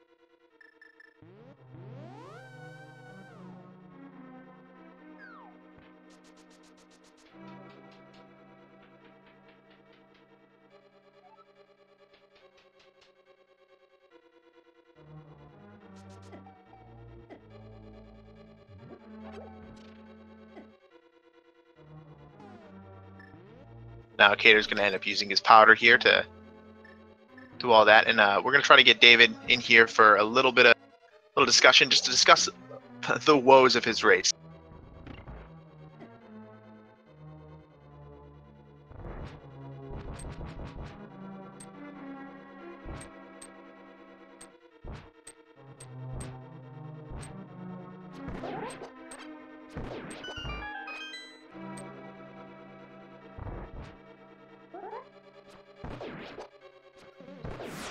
Hello, David. How are you doing? Pretty good. That was overall, I want to say, I was like, from watching it, what you were doing with your race, it looked solid. A lot of your rooms looked good. A lot of your general strategies for each room going for a lot of the optimal strats. Just some of these bosses didn't go your way. How did you deal with kind of the cold stare, snap up, and how did you keep focused on this race? I didn't. I was pretty frustrated the entire time. A couple extra sword swings for those bosses, it looked like. Yeah. I mean, I was actually practicing cold stare last night, so I was doing a new way of timing for the 6 slashes. So yeah, I guess like that didn't really like stick with me yet. So, but even when I went back to my old way, it still didn't work. So, well, change things on the fly. It looked like your first attempt, you had a really tough, because the icicle just bounced just the right way to knock you off your rhythm, and trying to get back there, they split up pretty quickly, and the quick like 2 heart, 4 heart hit really crushed you. Yeah. And then I think one time I actually did get them stuck to the corner, but then one of them got loose and actually got me the last second. Yeah, like 2 of them were stuck, and the first one kind of peeked out. Yeah. He was done with you and everything you had to offer. Cold Stare is a fun boss. Cold Stare is a fun boss. Everyone's favorite boss. You liked it so much you did it 3 times. Yep. Rough.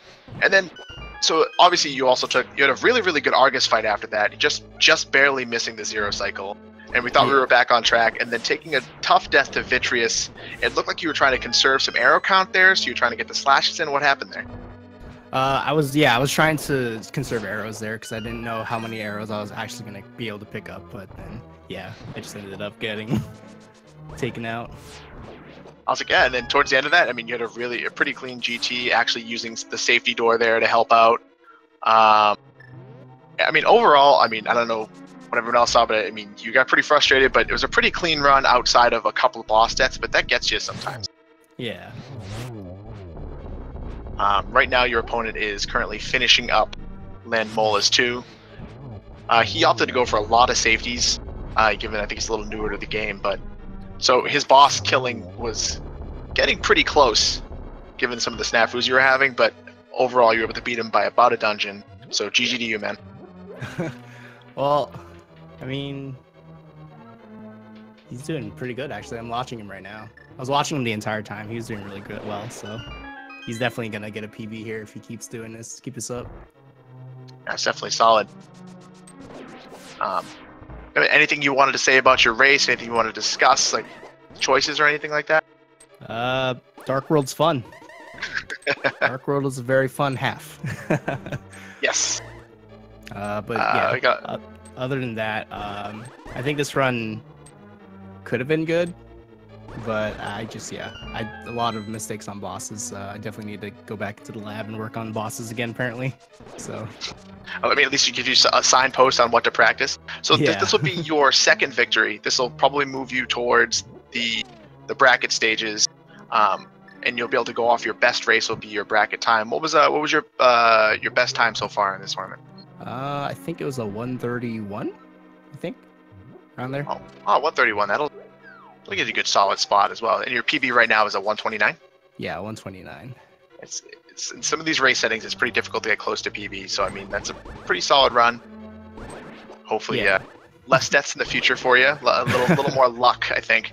Yeah, for sure.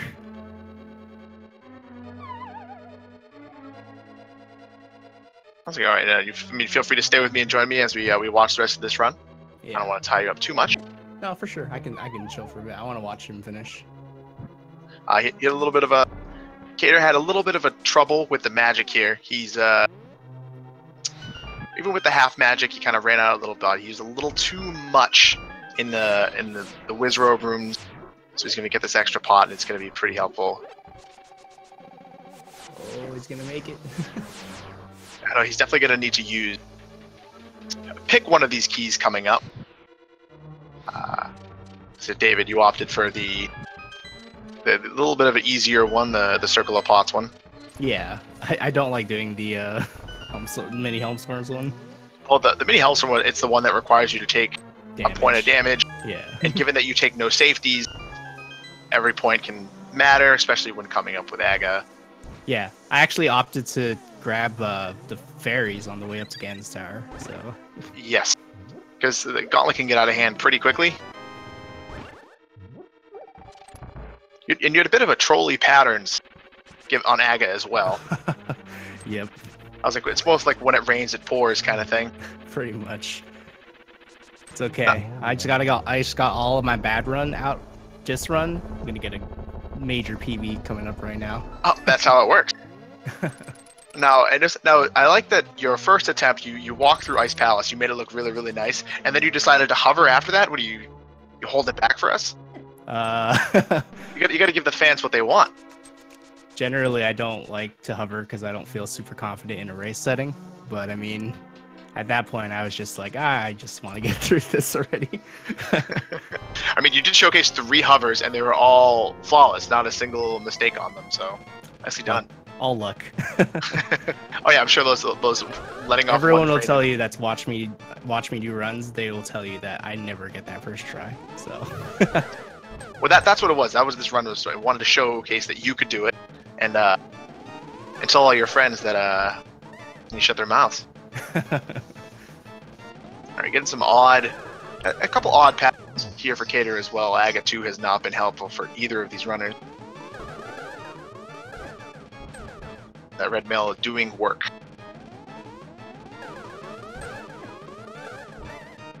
Now, if he can finish this up quickly, doing a pretty decent, he should be able to PB here by a pretty significant margin. He's got like 206, right? Yeah. Yeah, he's definitely. He's humming. Yep. And the silvers and the gold sword definitely make the Ganon fight a lot easier. So. There's actually a point where I wanted to go back to gold and silvers. But I was like, no, I'm too practiced in temper that I just got to keep going with it. Oh my goodness. Well, given how you had a pretty clean Ganon fight, and having a good Ganon fight is not something that is lucky. Like this, so whatever your friends may tell you, like you actually have to put the time in to make a good Ganon fight, because the 3 cycle, like the 1-1 and then hit 3 on each cycle is a very difficult thing to do. Yeah. I've honestly put in a ton of practice in the Ganon lately. It shows for sure. And I think Ganon's Tower as well. Just that entire ending, I've just put in so much practice in. I think I've neglected a bunch of other places probably. So well, I'll definitely need to go back to that. Well, it's good that you did the Ganon's Tower and the Ganon fight are something a lot of people do neglect because it's so late in the game. But I mean, once you start putting all that time into the late stuff, the early stuff starts to get away from you. It's a tough game. Yep. So, very close bat dodge there. I do believe he has some fairies, so we have some wiggle room to work with. Oof. That last circle of bats always gets me. It always comes from way off screen. Hail Mary shot.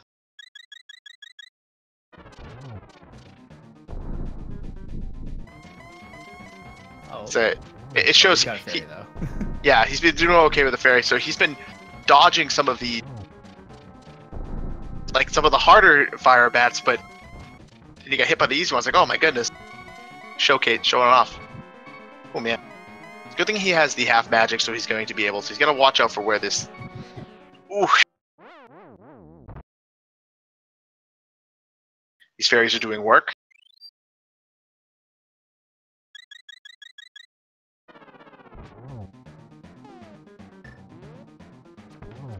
Oh, almost got a double there. Oh, you'd think that gigantic hitbox would get hit by those silvers. Yeah, I understand. I only ever hit him when I'm super close to him, never far away. You have to get right up in his face and shoot a bow and arrow at him. Pretty much. This can be scary because you just never know where he is without the one torch still up. Oh, GG on the PB. And a GG for KrusKader here.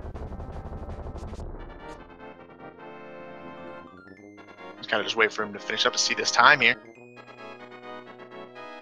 From the Speed Racing TV, you got a 2 hour on the dot, 59 seconds. 2 hour 59. Yep, 2 hour 59. That is nice. So that's roughly a 6-minute PB for KrusKader. Any one of us would love to have 6 minutes on our PB. So he's got to be ecstatic for that. That's awesome. Yeah, that's really great. Can't wait to get him in here and chat about that. Unfortunately, even with a PB, that will be his second loss, so it'll be very difficult to make it out of the group bucket there, especially when you have Dark Mind Demon is in your group as well. Yeah. That's a tough show to follow there. I have to face him next. Oh my goodness. Well, best of luck for that. He is a very well practiced and an oiled machine for this game. Oh yeah, I've been watching his runs lately, so definitely been learning a lot from him and a bunch of other people. So he's a great person to watch if you want to get any sort of help on him. He's really, really helpful for telling people what can be done. So he's really, really good at this game. I think he's a low 124 now, which is insane.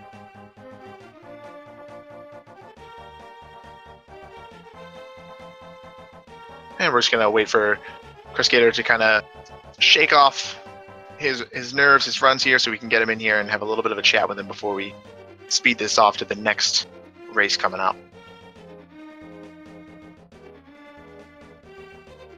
Looking at the schedule, I know that we haven't moved anything so far. We look like we have a 3 o'clock race with Mike the Viewer versus Simbai and Author Blues versus Antinomy.